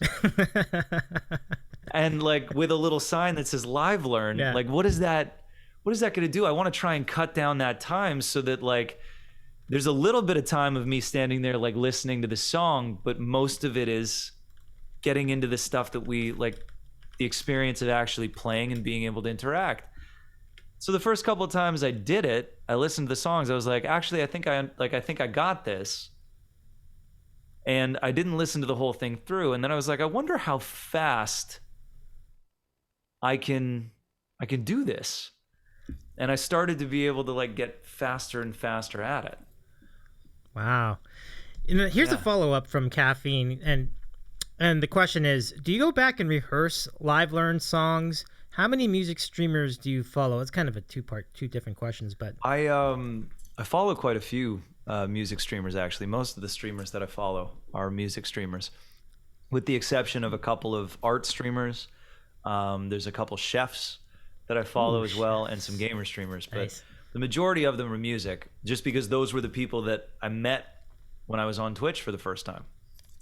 And we became friends. So I wanted to support them as much as they were supporting me. But I actually don't go back very often and like relearn the live learn. I kind of learn it once, then I'm like, okay, I got that down. And then if it gets requested again, if I need to, I'll listen, like I'll put the song on again for like a couple seconds just to jog my memory. But yeah, I don't go back often after the streams and like relearn the songs. Okay. Yeah, people are commenting on some other ideas. Like Caffeine says, and some oddball sandwich streamers. Love that. This is the first sandwich streamer that I've ever followed. Oh, is that right? I'm glad that I found love it that. because it's like this is my people. I love it. Thank you so much. Yeah, that means the world to me. It really does. I know that you're very connected in the music industry, and these stories certainly prove that. Aaron is in the chat for a moment. Hey, can't stay long, Aaron? but wanted to pop in for a bit. Aaron, so great to see you just for a bit. Aaron, I do want to show you the new emote before you go. So just a second. And there it is. Grapes. Enjoy. Oh, gotta love that. Ooh, grapes sound good right now, don't It's an they? excellent side to a sandwich. Right. I was Grapes. just going to say, that's perfect for the sandwich. Do you have a preference between purple, red, or black grapes? Or green? Ooh, it really depends on the season. I Yeah. like green grapes when they're really sour. So like when they're really, really sour, that's when I go for the green grapes. And when the black grapes are in season, they are really, really sweet and delicious. Ooh, that's true. Yeah. Seasons make a difference in this calculation. Yeah, grapes are awesome. So 100%. Oh, look at all the grape emotes in the chat. Thanks. I'm glad you're enjoying the new emote. That's cool. Emotes are going to be all food, like except for oof. I do oof because when I do gaming streams, like I make mistakes, so that's where oof comes from. Cotton candy grapes taste like cotton candy. Are you in on that? The cotton candy grapes? I've heard of these cotton candy grapes. They're really good. They're like the lighter purple ones. Yeah, it's kind of a hybrid grape. Yeah, absolutely. Yeah. No, they're good. I see the cotton candy grapes. I dig that. I see that. Aaron says she is a green grape type of person, and that's pretty rad. That's good. Thanks for the responses, everybody. So here's a question from Turbo Swim. Josh, what do you call an elephant that doesn't matter? Would that be an irrelevant? I will wait for the answer. Turbo. That's awesome. Let's see. Let's see what he says. Love it. Yeah, and that E flat guy Ryan says normally red grapes. I think red grapes are more consistent for me because you were talking about seasons. The green grapes, they can be hit and miss for that exact reason. Like sometimes they're not that sour at all, and I don't really like those. So, good query. Aaron says I missed the sandwiches. What were they? Okay, so let's review. Josh, what was your sandwich again? Perfect. My sandwich. It's a turkey sandwich with a little spicy hummus. We got some fresh tomato and red onion in there. We've also got some lettuce, and it's on egg bread or challah. Nice. And the sandwich for me this week, we have dueling sandwiches for the first time on the program. It's a deep fried turkey hero on Italian bread with hot peppers, lettuce, tomato, and maple syrup. And smoked Gouda cheese. So that was mine. Yeah. And Turbo Swim. That's a good dad joke, Turbo. That was a good one.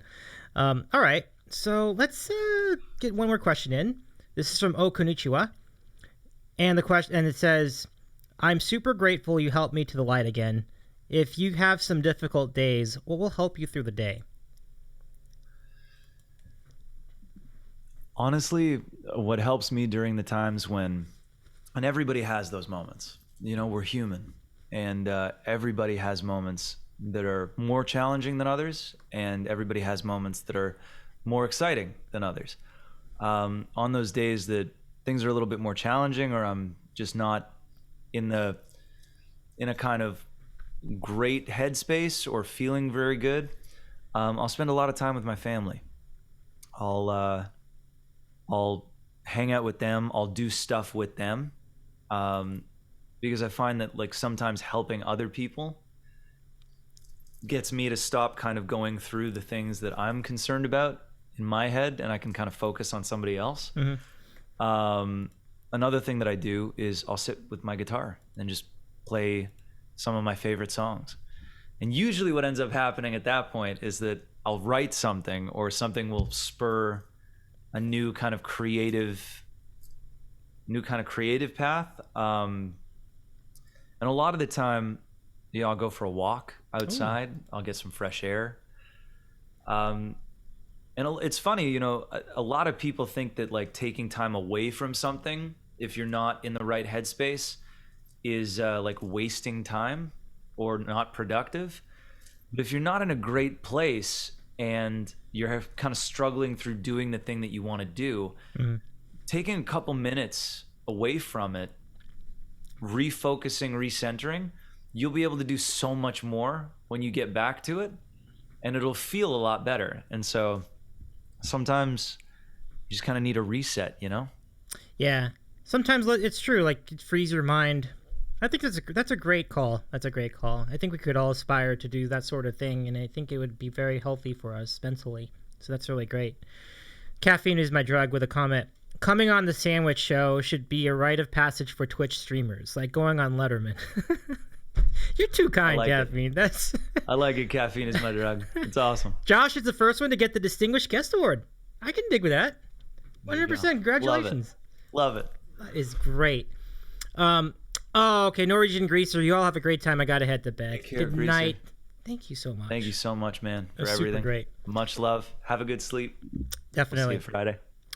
Yeah, it should be a lot of fun. I love hanging out on your stream. Now, you stream during the day. I guess you do a morning show, and then you have an afternoon show like you did today, so that's pretty cool. And let's see. Oh, here's this from Red Dragon. I am new to Twitch, only been here a few months. Am also a graphic designer and digital media specialist when I met Josh when I came to Twitch. Great guy. That's cool. Red Dragon, thank you so much. And I Ain't Angry says, I find watching Josh the name, yeah. I find that's awesome. Watching Josh's YouTube songs on double speed will bring a smile to your face. That's a good idea. We should try that. Your YouTube channel, I imagine there's music videos on there. Most of your originals are on there. That's great. Absolutely, we've got a bunch of music videos for a lot of the originals. Like Casey has one, Start Again, Smell the Roses. We've got one for Beautiful Tragedy, Learning to Let Go.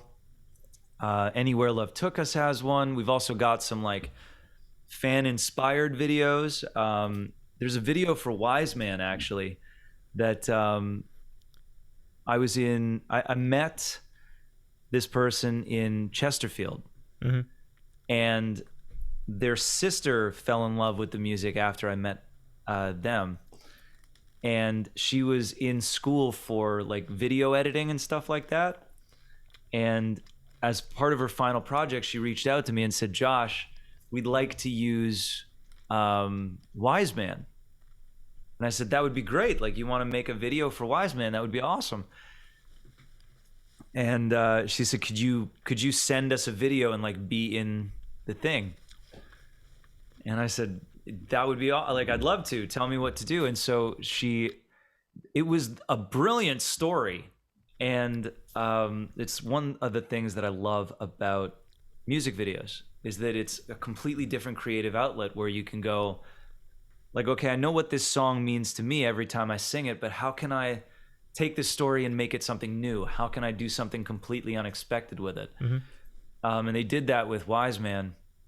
and with the Beautiful Tragedy music video. That was so much fun because it's a completely different take on the song, but I just remember sitting down one day and going like, I think this would be really funny if we had like the entire music video be surrounded by all of the different things that you do on your computer. And then just have the computer like go haywire towards the end. And I hooked up with an incredible like videographer and graphic designer in Nashville who he like jumped on the idea and was like, this is fantastic. Like, I think we can do this, and how about this? And just brainstorming some of those different scenes with him was hilarious. That's and I'm seeing that there's some of the videos have caught the attention of the chat. The one in particular is Rock and Roll On, and I'm reading from Ryan that Rock and Roll On has one, and then it says, "Yeah, Josh's glorious mane is flowing behind him through the entire thing." And then Absolutely. Quantum adds, "You know what I'm looking up after this?" There you go. We those, I think that was, if correct me if I'm wrong, but the Vault sessions. We went to there was an old bank in Nashville that turned into like a video kind of studio place, and we went in there, and it was a phenomenal experience doing those. We like took the audio live off the floor. It was unbelievable. Now, staying on the topic of performances, what has been the biggest thrill in terms of performance venues? Like, which venue has been the most inspirational? Like, what was like the best venue, your favorite venue in all the years you've been touring and doing shows? So I've had the wonderful pleasure of being able to play some of like the coolest venues that I've ever seen. Everything from like a theater in the UK that was built in the 1700s and renovated in like the 1800s and hasn't been touched since. The acoustics in that theater were ridiculous. To like state of the art, everything new, all of the high tech technology in Midland, Texas. But I would say that the one show that sticks out to me the most was an impromptu show that I did with a couple of people. We were driving from Nashville to St. Louis, and there's a stretch of this highway where there are no exits. And we're driving, and we're in the bus, and all of a sudden we stop. And like traffic stops. There's been an accident, but the accident happens to be like in between exits. So there's no way for us to go anywhere, and there's just two shoulders of the road, right? Oh, right. So we're stuck there for a bit. And it's okay because we have ample time to get to the venue for the show. But we're sitting there, and all of a sudden people start getting out of their cars. And we get out of the bus, and we're stretching, and a couple of people come over, and they go, "So what are you guys doing?" I explained, I'm a singer. We're going to St. Louis to play a show. I go, "Oh, that's so cool." Like, we start talking about music, and we start talking about, one of them, their son was in the music business. The other one used to play music, and now he does something else. And we all started talking, and all of these people started to come out of their cars, and they were like, "Well, can you play us something?" And I was like, "Sure." Ooh. So I got onto the roof of the bus and started playing. And it was just this really cool moment. Like, I love when life happens and leads to those moments. Yeah. Just like complete spontaneity. And like none of us had planned this. There was no way for us to know that this was going to happen. And I got up on the bus and started playing songs. And it was just so cool because a whole bunch of people got out of their cars and like started Facebook Living the thing. Wow. And it was just a cool way to connect with people because we were all in the same boat. Yeah. We were all trying to get from one place to another, but we realized in that moment that there wasn't really anything that we could do except be in that moment. And so they were like, well, we might as well enjoy it. And I thought that was really cool. That was. They were all, we got to share this thing that, I mean, like, I never would have met these people. Some of them I'm still in touch with on Wow. Facebook, and we never would have met because we were all driving down the highway. Like, when do you meet someone in the middle of the highway? Right. What indelible moments. And like you said, you met people that you would not have met if not by this chance of this situation. No. Yeah. Would have been like ships passing in the night. Absolutely. Taking a lemon and making lemonade out of it for sure. One of the best such moments. That is so cool. I wish I could. Now, do you have pictures of that you could show us on the Discord at some point? Because that seems like a really... I'm sure there's got to be a link to the Facebook video. Okay. Because I still have that video. I could probably post the link to that Facebook Live. Sounds good. I'm just cracking up because that E-flat guy says, my friends were not as appreciative when I started jamming on ukulele in the car after we ran out of gas on the way back from a day-long music festival. Oh, man. Ryan, I feel that sometimes, you know? you really find out who your friends are. You really find out who your friends are. I feel bad, Ryan. Sorry, that didn't work out for you. And then he adds, earlier he asked, venue's got to be the one you're in right now, Josh, eh? Check you out. Check out your studio. There you go. Absolutely. This was very cool to figure out, like, actually how to build like a studio in your house. Yeah. Yeah. Do you remember the show Live from Daryl's House? It's like everybody can do that now. Wasn't that a great show too? Like, it was like it was a terrific show. Really ahead of its time. He had great guests. And some of the bands and people that came onto that show were ridiculously talented. Oh, I know. Yeah, definitely. Like, just unbelievable. Yeah. Too many great names to the list. But why don't we, before we can get into that in a minute, but I did want to ask about the posters behind you. Now, I can identify a lot of them. Let's go through them. So Pink Floyd on the far right, is that right? Or is that the Rolling Stones? So that's the Rolling Stones. That's the Rolling over there. Stones. Okay. And the Who? That's actually a poster that my dad had in his dorm room when he was at Western. Wow. In 81. Okay. And what was really cool is he had this hanging in his dorm room, but he didn't realize that there was a plastic wrapping on it. And so he had this thing for years and it had the plastic still on it.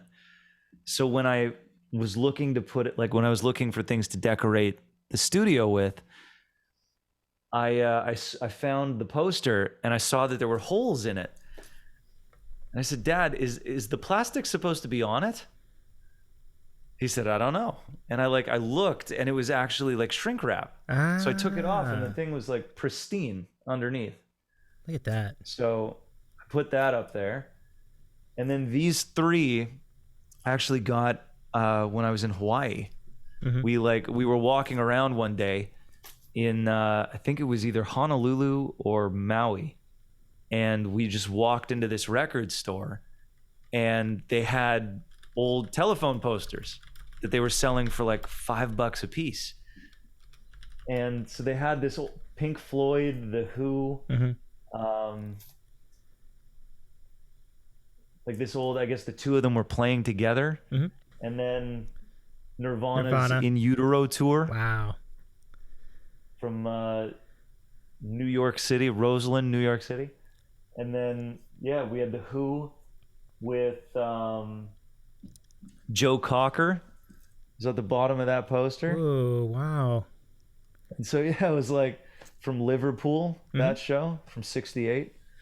And so I just thought the posters were really cool. And I loved that they were like multicolored and kind of funky like that. So yeah, I thought they would make good art.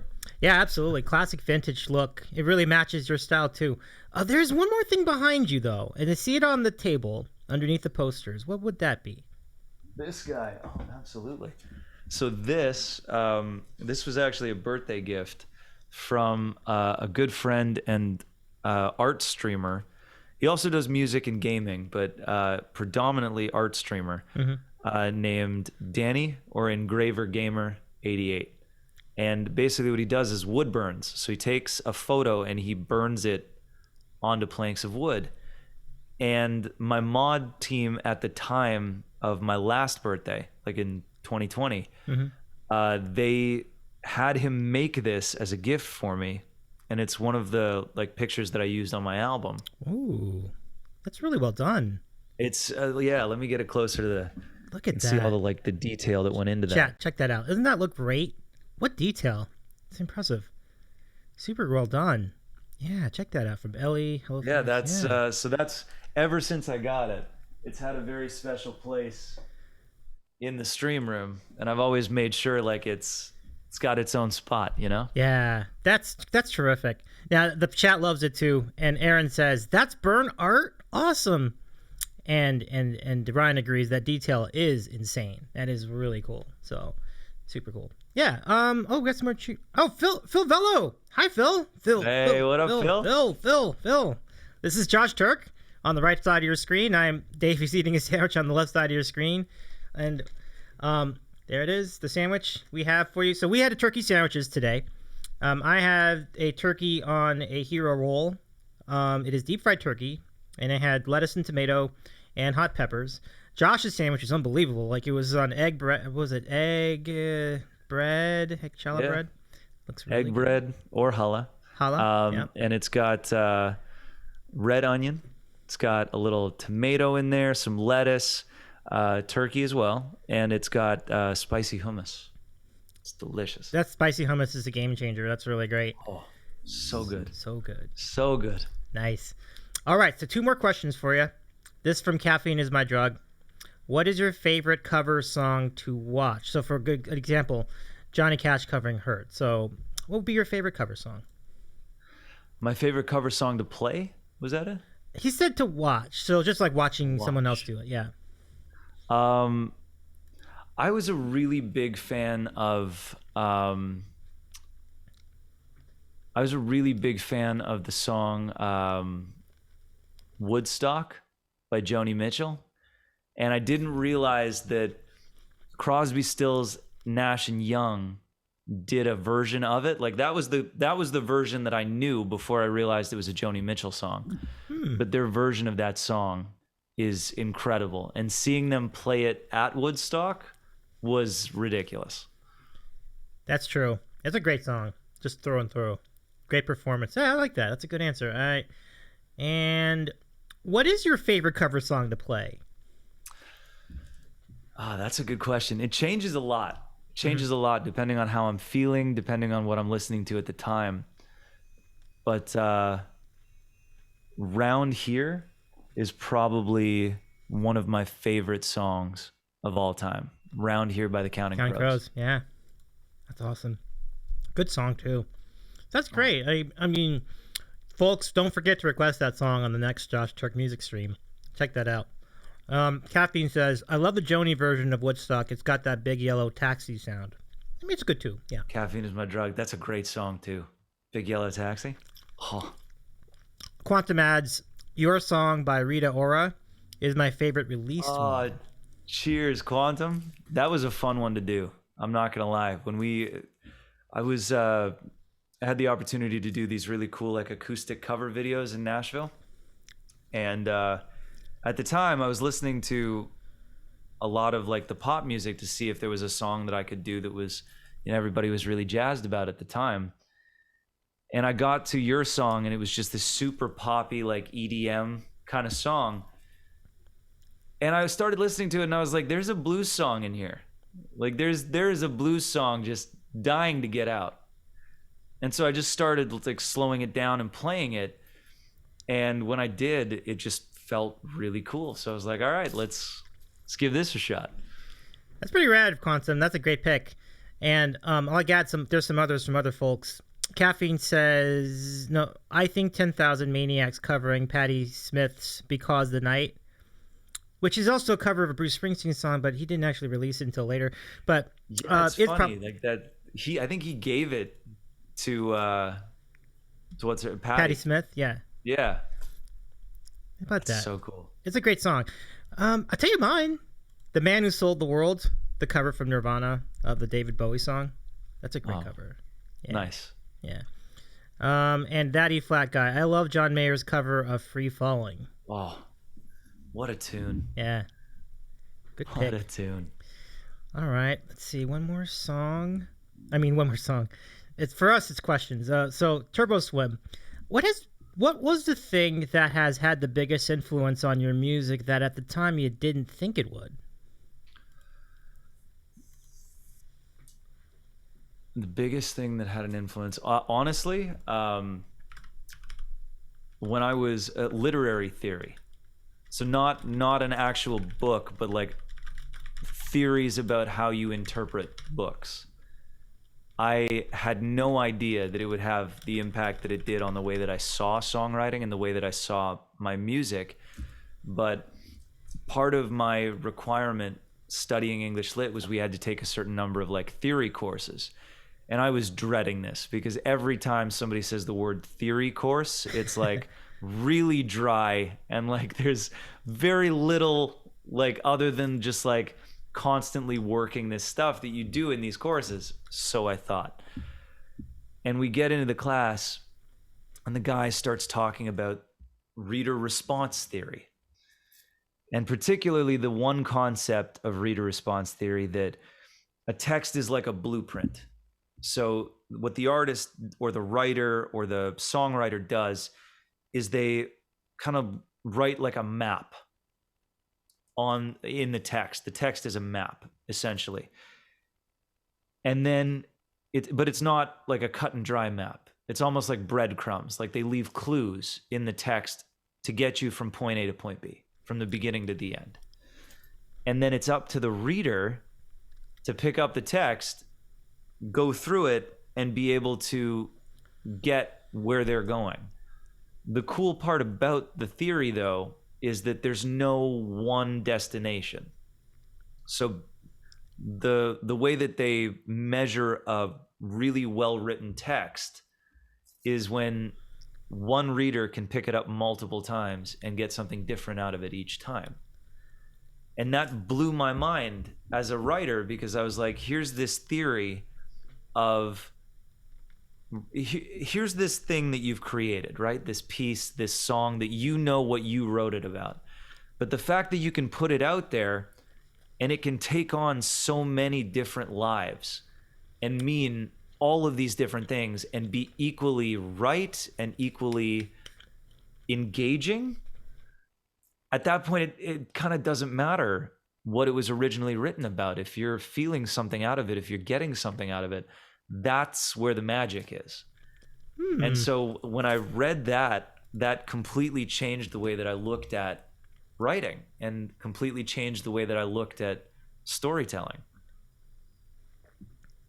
I think your comments here are really inspiring the chat. I'm getting here's one response. Well, first, Daddy Flat Guy theory dry, but after that, Swimmy says interesting answer. I feel like your music writing is thought out in a way that's easily accessible. Oh, thank you, Swimmy. I always try, and because it's a way for me to figure things out too. You know, oftentimes I had an experience recently where I was writing a song and I didn't realize that I was still processing this thing that had happened. I thought that I had already gone through it in my mind and we had gotten onto the other side of it. And I was like, okay, so it's done. But we started writing this song and it completely brought up all of those things again, but in a way that like I was actually able to go through it and process it. And it was very cool for me to see that, because mentally what I thought I was finished thinking about, I was obviously still feeling, and I didn't realize that I was still feeling it. And so oftentimes, like, my writing song is a way for me to figure out what's actually going on, you know, in my system, and to figure out the things that I think are important or the things that I'm feeling at that moment. And so I appreciate you saying that they're very accessible, because they're things that I'm trying to access as well. And so the fact that I guess it kind of translates in that way, because I'm trying to figure out what that feeling is, or what that moment is, or what that thing that wants to come out is. So I'm really glad that translates and that it's easily accessible. I feel that too. I mean, the songs I've heard from your stream and else, on your channels and on all this and on Spotify and everywhere else, you do definitely feel a connection where you're expressing really deep things, but in a way we can all understand, and I think that's really great. That means the world to me, Davy. Love that. Thank you. You're welcome. And let's see. Yeah, Swimmy says, been there. And the Garden of Paradise says, Josh, you are just so profound. Thank you. I'm just talking about what I believe in. Love that. A follow-up from Swimmy. Is your writing only for you that transfers to your fans later, or do you create them with the listener in mind? It really depends on the song. Like, sometimes not every song that I write is based on something that directly happened to me. It's all based on things that I've experienced, because if it's not something that I've gone through, it's something that somebody very close to me has gone through. And so at certain points, there have been songs that I've written from the perspective of me trying to figure things out. And then at certain points, there have been times, where I've written songs almost as a way to show my support to somebody else who's going through something, or to provide a different perspective on something that they're going through. Everything from, having friends that were in, love triangles, or dealing with things like breakups and, people losing somebody that they loved, or people falling out of love, and being around those people and caring for those people. There have been times where I've written songs from the perspective of, I want you to know that I'm here, and that I see you, and that I understand what you're going through, or that I can empathize with what you're going through. So it really all depends on the story. That's really cool that you can adapt the I guess the viewpoint based on what the story is. So it is really profound in that way. You guys have had some great questions tonight. I want to thank all of you for these great questions. Yeah, Daddy Flat got good questions, Turbo, giving me a lot to ponder. Seriously, me too. There's some really deep questions.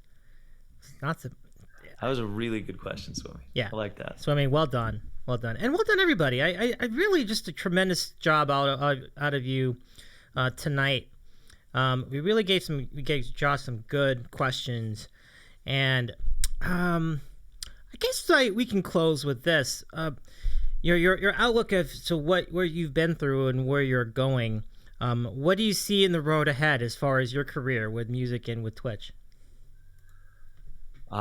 Twitch has given me so much. If I had to boil it down to something, I would say that Twitch showed me that there was a community of people out there that really believed in the power of love, and really believed in supporting each other, building each other, being there for each other. And that was so inspiring to see, because if that's the way that we can be with people from all over the world that we've met through Discord or Twitch or these online platforms, then there is so much potential for us to be able to do that with each other in other areas too. And with that kind of energy and that kind of positive, like, be who you are, do what you do kind of mentality, there's nothing that we can't do. And I'm a really big believer that everything happens for a reason, and that even those moments in life where we feel like, why is this happening to me now? Like, I really wanted this to happen, and it didn't look like that at all, and it hasn't turned out that way. Those moments can be really challenging. But the really cool part of a challenge is that you can rise to it. There's room for you to jump into that challenge and make something out of it, as opposed to it being like a threat, or opposed to it being like a set rule,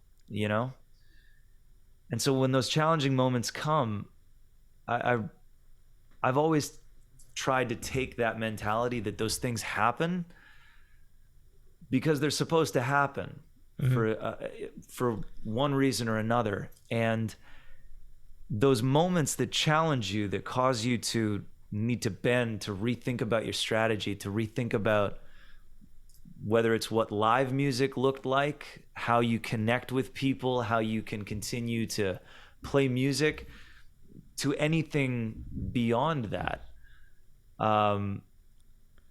Those moments are there because that growth and that stretching takes you from where you are to where you're supposed to be. Like all of those things that you want to do and all of those things that you want to achieve, they're there. They're real. Like that's the end of the journey. But all of those things that happen that might seem to take you off of that path, maybe those things happen because that's actually putting you back on the path. Wow. Yeah. So what you find from it sounds like the good summary of that is what you find from adversity is opportunity. Absolutely. And a lot of those times, the things that feel like obstacles at the moment actually end up becoming some of the greatest tools that you then use doing what you do. Like a really small example of that is I had no idea how to set up a Twitch stream when I started. I had no idea what that was going to look like or how to like play music and watch the chat and do all of these things. But as I started to go through Twitch, I challenged myself to jump in and figure that out and like, we'll learn this as we go kind of thing. And then I had the opportunity last fall, I think it was, after my birthday, to play in a parking lot for an elderly care facility. Wow. And to play some music with them. And through doing the things that I do with all of you on Twitch, it worked my muscle in a completely different way. That I was able to go into that show and they were like, hey, so these people really like the Monkees. Do you know any songs by the Monkees? And I'm like, yeah. They're like, oh, okay, great. Can you play? And so I played a song by the Monkees. I played Sweet Caroline for them. They loved it. And then afterwards, I kind of turned over and they were like, hey, listen, can you keep going? Because they're really enjoying this and our other act hasn't come here yet. Ooh. So I was like, sure. And I kept going and I was able to talk with them and like do these things with them in a similar way, but kind of different because it was in real life, but in a similar way that I don't know what songs are going to be in the song list when we start a stream. Right. And that's part of the exciting thing about it. And so kind of working that adaptability muscle and kind of changing the way that I saw the live show all of a sudden brought me to this experience where I was like, what do you guys want to hear? And like being able to like actually connect with them and joke around with them and talk to them about these things in a similar way that we would do on Twitch. Yeah. That maybe wasn't the way that, you know, typical live concerts went. So that was, it's very cool that everything kind of happens for you. Yeah. And it really is incredible, the relationships we've built here on Twitch. This goes for everybody here. I'll share some final comments. Swimmy, if you spend the whole time staring at the path, you miss the beautiful views around you. Love that. I like that. Phil Villo, I always feel better after spending time watching Josh's stream. That's cool. Yeah, it's how can you help it? It's your positivity is just infectious. It's like it grabs us all. So we're always happy to have you around. Let's see. Anything else? Okay. Quantum Esquire. The things that feel like obstacles become the greatest tools you use to do what you do. Pretty good. We're all getting philosophical. I love this. This is great. Love that. And then that E5 guy quoting my comment about it, from adversity can come opportunity. Sounds like a superhero origin story. And then he adds, Super Turk. Yeah. Up from the sky. Thank you. Too fun. And Quantum continues, this extra just chatting time has been such a pleasure. Thank you so much. And obviously I send that. It's been a pleasure chatting with you too, Josh. This is really great to get to know you some more. And let's see. Oh, Turbo, why is it so dusty in here? My eyes appear to be sweating. Oh, that's good. Swimmy. Love you, man. We love all you guys. Thank you so much. Josh, thank you for doing this. This has been a really fun time. I'm glad that you got to eat dinner to it while you were doing it. Davey, I had a blast. Thank you for doing this with me. And y'all, I know this isn't my channel, but can we give some love to Davey? Like, this is such a cool show and such a cool idea. And I had an absolute blast, not only getting to like chat with you, get to know you better, get to like talk with all of the Turkeys fam and the sandwich fam, but like getting to do all of that while eating a sandwich is like, this is the stuff you remember. These are the experiences that go down, Thank you. Go down in the memory bank. Yeah. It's amazing. It absolutely is. And thank you for the quiet comment, Quantum. This was an amazing show. You are such a natural. I really appreciate that. That's very nice of you to say. I'm just speaking from the heart. That's all I'm doing. I love that Swimmy's giving a shout out on my own channel. That's funny. That's funny. I don't know. Do we do that? Swimmy, I don't know. Do we do starting lineup? Okay, so Josh, I understand you're a bit of a sports fan too. We can close with this. Oh, absolutely. Really? Okay, great. So, I won't get into detail on that, but the idea behind starting lineup is that basically I do a basketball style starting lineup, and then everybody here can enter the starting lineup, and you'll be part of this. So I will put you in at the end. Everybody else, if you want to be in the lineup, just do ! Lineup, and you'll be in the lineup. And we'll announce your lineup slowly but surely. All right, let's do it. So, do you remember the Chicago Bulls in the '90s and Michael Jordan? As soon as you said starting lineup, all I could hear was that like. I loved that documentary. I watched that thing 7 or 8 times. The Last Dance. Yeah, that was good, right? That was so much fun. That was a lot of detail. Oh, you're gonna be in for a treat, Josh. Here we go. So this is starting lineup. Everybody that wants to be in a starting lineup, just do this lineup command. And with Josh will be in the lineup too, of course. He's a superstar, so we'll have him in there as well. Let's go. Okay. And shout out to I Ain't Angry. I saw that 500 bits. I Ain't Angry. Did you give me 500 bits? That is awesome. Nice. Thank you for supporting Davey. Oh, that's awesome. That's awesome. Thank you so much. That is so cool. I Ain't Angry.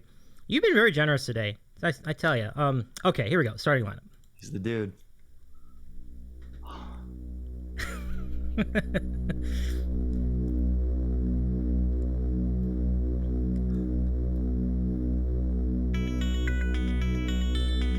See if I can remember all these.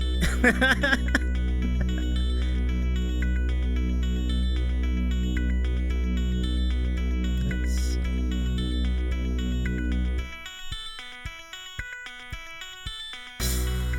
And now, the starting lineup for your Davy's Eating a Sandwich Show Chat!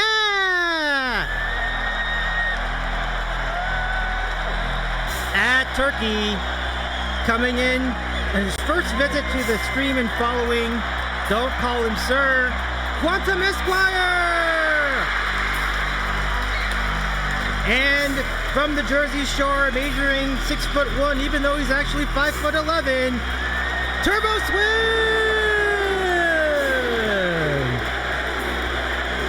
And also at Turkey, coming, having a bite of a sandwich alongside Josh and Davey, the Garden of Paradise! Woo!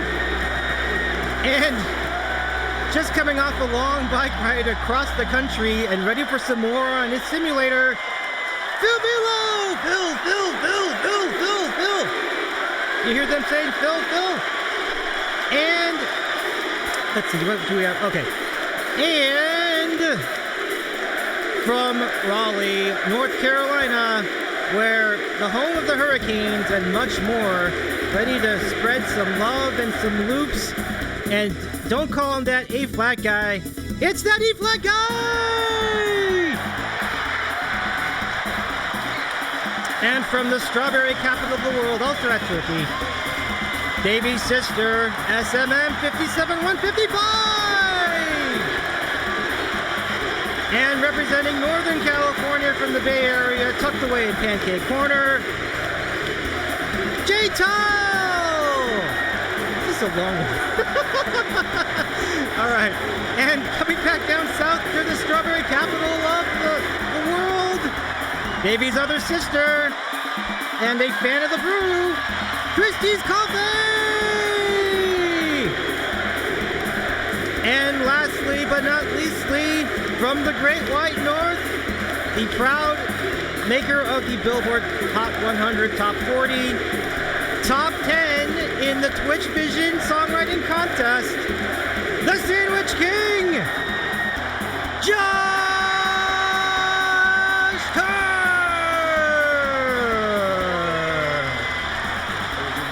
Ladies and gentlemen and non-binaries, get your Davy's eating a sandwich!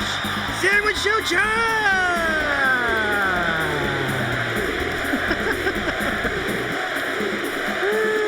God. Oh my goodness, I hope you enjoyed that. That was amazing. Thank you. Swimmy, excellent choice. We love that Excellent redeem. choice. So that's one of our redeems on the channel. And thanks, guys. Thanks for all the remotes. Look at this. Sandwich King, Show Chat. Yeah, I love that. But yeah, I mean, you know, it does remind me of being in the building for like a great game, and you know, Right? it's so much fun, so much hype. So thanks for doing that. And no one did hype like the Bulls in No the one. 90s. Like It was that was a special brand of like unreal. It was a great. There was nothing like. And you know how like other teams tried to copycat it, and it just wasn't as good. Like you're just not gonna meet the Bulls version because you had nobody else had Michael Jordan back then. So that was always the thing. There you go. It was super cool. Let's see. What did the chat say? Turbo, so I'm sorry. That's my favorite. No apologies. That was actually really fun. I appreciate you doing that. Swimmy, that was awesome. Yeah. The correct statement is you're welcome. And Swimmy, you did say on the other show, it's worth way more than 500 points, and you know I appreciate that very much. It's a joy to do. So I just do it at 500 just to make sure that we can get at least one a show. So we only do it once, but we make it work. Make it count. And let's see. Yeah. Thank you so much. Missed out on Islanders tickets. Swimmy. Swimmy. That's Feel for you. That's a bummer. Now the Islanders they did fight off the win in Game 3. Is that game on tonight? I'm a little out of it with the NHL, but Swimmy let me know. That's a bummer though. Yeah, they're the last of the New York remaining teams in the NHL playoffs. So the Stanley Cup playoffs. It's all about the cup. Yeah. Have you ever seen the cup in person, Josh? That's. I have actually. Yeah. Nice. Yeah, nothing like the Stanley Cup playoffs, though. Who are you rooting for the rest of the way? Like, what would you go for there? To be honest, I would say, I mean, going forward, probably the Islanders. That would be a really nice story. Yeah. Especially for Lou, because like I feel like he didn't get as fair of a shot when he was the GM for the Leafs. Like he was doing some good things. His style of the team was obviously very different from the style that Kyle Dubas wanted to have. And so I could imagine that the two of them were like butting heads a little bit when they were working together. But I feel like Lou like kind of built the team that he wanted to in New York, and like he has the opportunity to like really go far with these people. I think even like was it Martin is on the team. Like Marner and Martin used to room together on the Leafs, and Martin was like a huge 6 foot something, like just not an enforcer, but like a big guy with a presence, right? And that was a Lou acquisition. And then he what was it, when he went over to the Islanders, he brought Martin with him. Yeah. Well, I mean, I feel like he's doing better on that team. Like he's doing a good job. Yeah, I think that's a big part of it. Now, I can imagine the pressure to succeed in Toronto has to be just unbelievable. I mean, it's such a big franchise with a big fan base, of which you are one of. I mean, do you think that can be a factor when it comes to trying to be a GM or a player there? I mean, I think as a GM, like,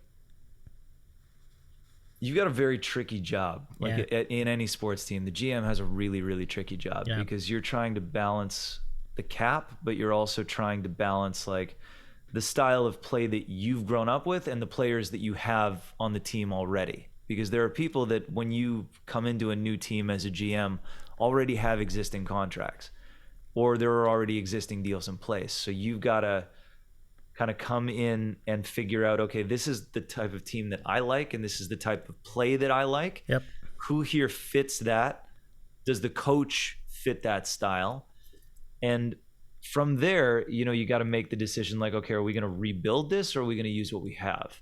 Yeah. And I feel like Lou, when he was on the Leafs, tried to, I mean, the Leafs had to go through a rebuild at the time. Mm-hmm. So he was kind of starting from that place anyway. But I feel like the kind of team that he likes to develop is having those finesse players, but having big guys that have a presence, that don't mind taking people into the boards, and don't mind setting up that kind of that unwritten, like, if you go after my players, I'm going to go after you, and I'm not going to be sorry about it.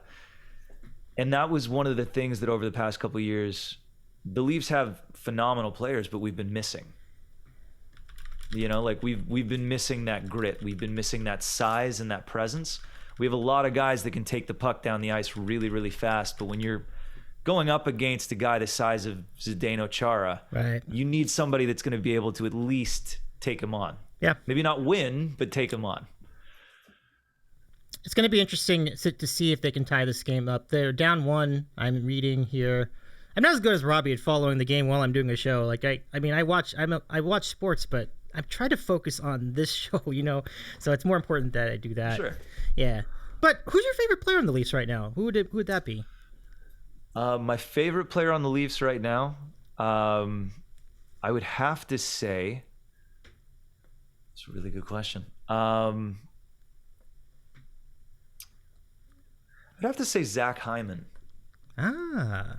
Because he's a really great overall player. He doesn't mind getting in people's faces when he needs to. Like, Right. He can get physical when he wants to. And he's very good at what he does. Like, he's a very talented player. You can see that he has a good hockey mind. Like, he kind of understands where the puck needs to be and where it could be. But he doesn't mind throwing his body around if he needs to, and like taking people into the boards and taking some of those hits, because a lot of the other players on the Leafs, as great as they are, we've got a lot of really talented guys, but they don't hit. Yeah, that's a great call. And that's the thing, like, Yeah. to get close enough to get those shots and those opportunities, you need to be able to almost do like the Kyle Lowry of hockey. Okay. You might not be the biggest guy, but you need to get in there and potentially take that hit in order to set yourself up. I love that analogy. You got to have a lot of toughness to win a Stanley Cup. And I think that would, if more of that, would definitely help. So I love your answer because, anybody could say, going back a couple of years, you could say Tavares, or you could say it was Austin Matthews. But I think your answer is a good one because that's sort of the meat and the grit and the meat and potatoes and the grit that would take to get the energy to get to a cup. For sure. Yeah. I mean, like, you look at the kind of relationship that Gretzky had with was it McSorley? Well, McSorley's one, yeah. I mean, yeah, and definitely. like Gretzky was able to do what he did because you had this guy who was basically there to be like, look, if anybody touches him, right, you're answering to me. Now, obviously, you can't do that with the instigating rule anymore, the instigator rule. But you still have that ability that if you have a finesse player who's like really, really talented at getting the puck down there, you need to have other guys that are able to give him space. Yeah. To do what he does. And not to say that there's one star of the team and that's the guy that you go to get all of your goals, because we see that, on successful teams like the Chicago Blackhawks over the past couple of years, right. The success of that team wasn't riding on one person. There were a core group of guys that were incredibly good at what they did, but they could rely on each other for that to create those opportunities. Yeah, definitely. Same thing with Pittsburgh when you had what was it? You had Sid the Kid, but you also had We had Malkin, right? yeah, like you didn't rely on just one person to be Right. good, you know? Yep. And I think their most recent championship, they had guys like Carl Hagelin and folks like that, just the unsung heroes that can help, shore up the other lines, right? So, yeah, there's a lot of help, and every team that's ever won a cup seems to be pretty deep. So I think that's key. You're right. Goaltending is always a thing too. I mean, you always got to have that guy that can raise it to another level. 100%. Yeah. Yeah. I'll tell you, the Anderson on the Leafs, Mm-hmm. like I've seen games where he's taken like 20, 30 shots, it's got to be, and has only let like 2 of them in. Like, yes, he's let 2 shots in, but when you see the number of shots that were taken on him versus the number of shots that we took, Yeah. the fact that it was only 2 was like, it's incredible. That's been the biggest thing. Very, very good goalie. Yeah, he's got great stuff. And that's the thing that frustrates me, even as an outsider with the Leafs, is that they give up a lot of shots. I just wish that they were better at that area. So maybe better focus in that regard would be good. Well, we can talk about this another time, but certainly that was a lot of fun getting into that. So any final thoughts before we select a raid target tonight, Josh? This has really been a great time. This has been fantastic. Like I love getting to spend time with all of y'all on stream, and the fact that like we actually got to have a conversation, like, and I got to meet you, like in a way where we were both like chatting and we could see each other was really neat, Davy. So I'm really glad that you were as excited about the idea as I was. I appreciate that. You're very generous to offer your time tonight, and it's like I reciprocate all of that. I think it's really cool. We always see you, right? But then to talk back to you, I'm like, wow, this is great. This is really cool. I get to chat with someone really cool on Twitch, so that's really cool. Feelings mutual, man. For Love sure. it. Love it. And thanks to all of you in the chat. You all have been a great part of this. You always are. My thought. Thanks to all of you. And I think we're getting raid suggestions. Josh, who would you like to raid tonight? Anybody coming to mind? Emily Henry Music's a local person with about 100 original That songs. is interesting. That is very cool. That is very cool. I'd be down for some Okay. 100 original songs. 100 original songs. We'll collaborate and figure out the song that we request from them. Well, thank you so much, Swimmy. Thank you, Jade. Thank you so much. Thank you so much. All right, so let me look up Emily Henry. Let's make sure There you go. Emily's on the air. Y'all, thank you for being here. Thank you for marathoning the streams with us. Oh, 100%, 100%. It was a great collective day. I mean, it started on your channel and it continued on our channel, so it's really cool. So everybody, let me give you the raid call before we begin the raid. So hold on, let me get Right the on. chat. Okay, we have a special combo raid today because we're doing a combo show. There's your combo raid call. Copy It's a turkey sandwich combo raid. Yeah. That's amazing. Thank you. So go ahead and copy love that. that. We're going to raid out to Emily. Let me just double check the name. Emily Henry Music. All right. Much love. Caffeine is my drug. Thank you Caffeine, for much being love. here. We love Phil, it. Quantum, Turbo, Tampa. Tampa. Tampa Rob. Excited about the Lightning. Oh, and thanks for the They're a follow. good team too. They're very solid. Oh, team. yeah. They're a lot of fun to watch. And they're deservedly goodness. in their spot. Oh, you weren't following me? No problem. Either way. Thanks, everybody. Josh, have a great evening as well.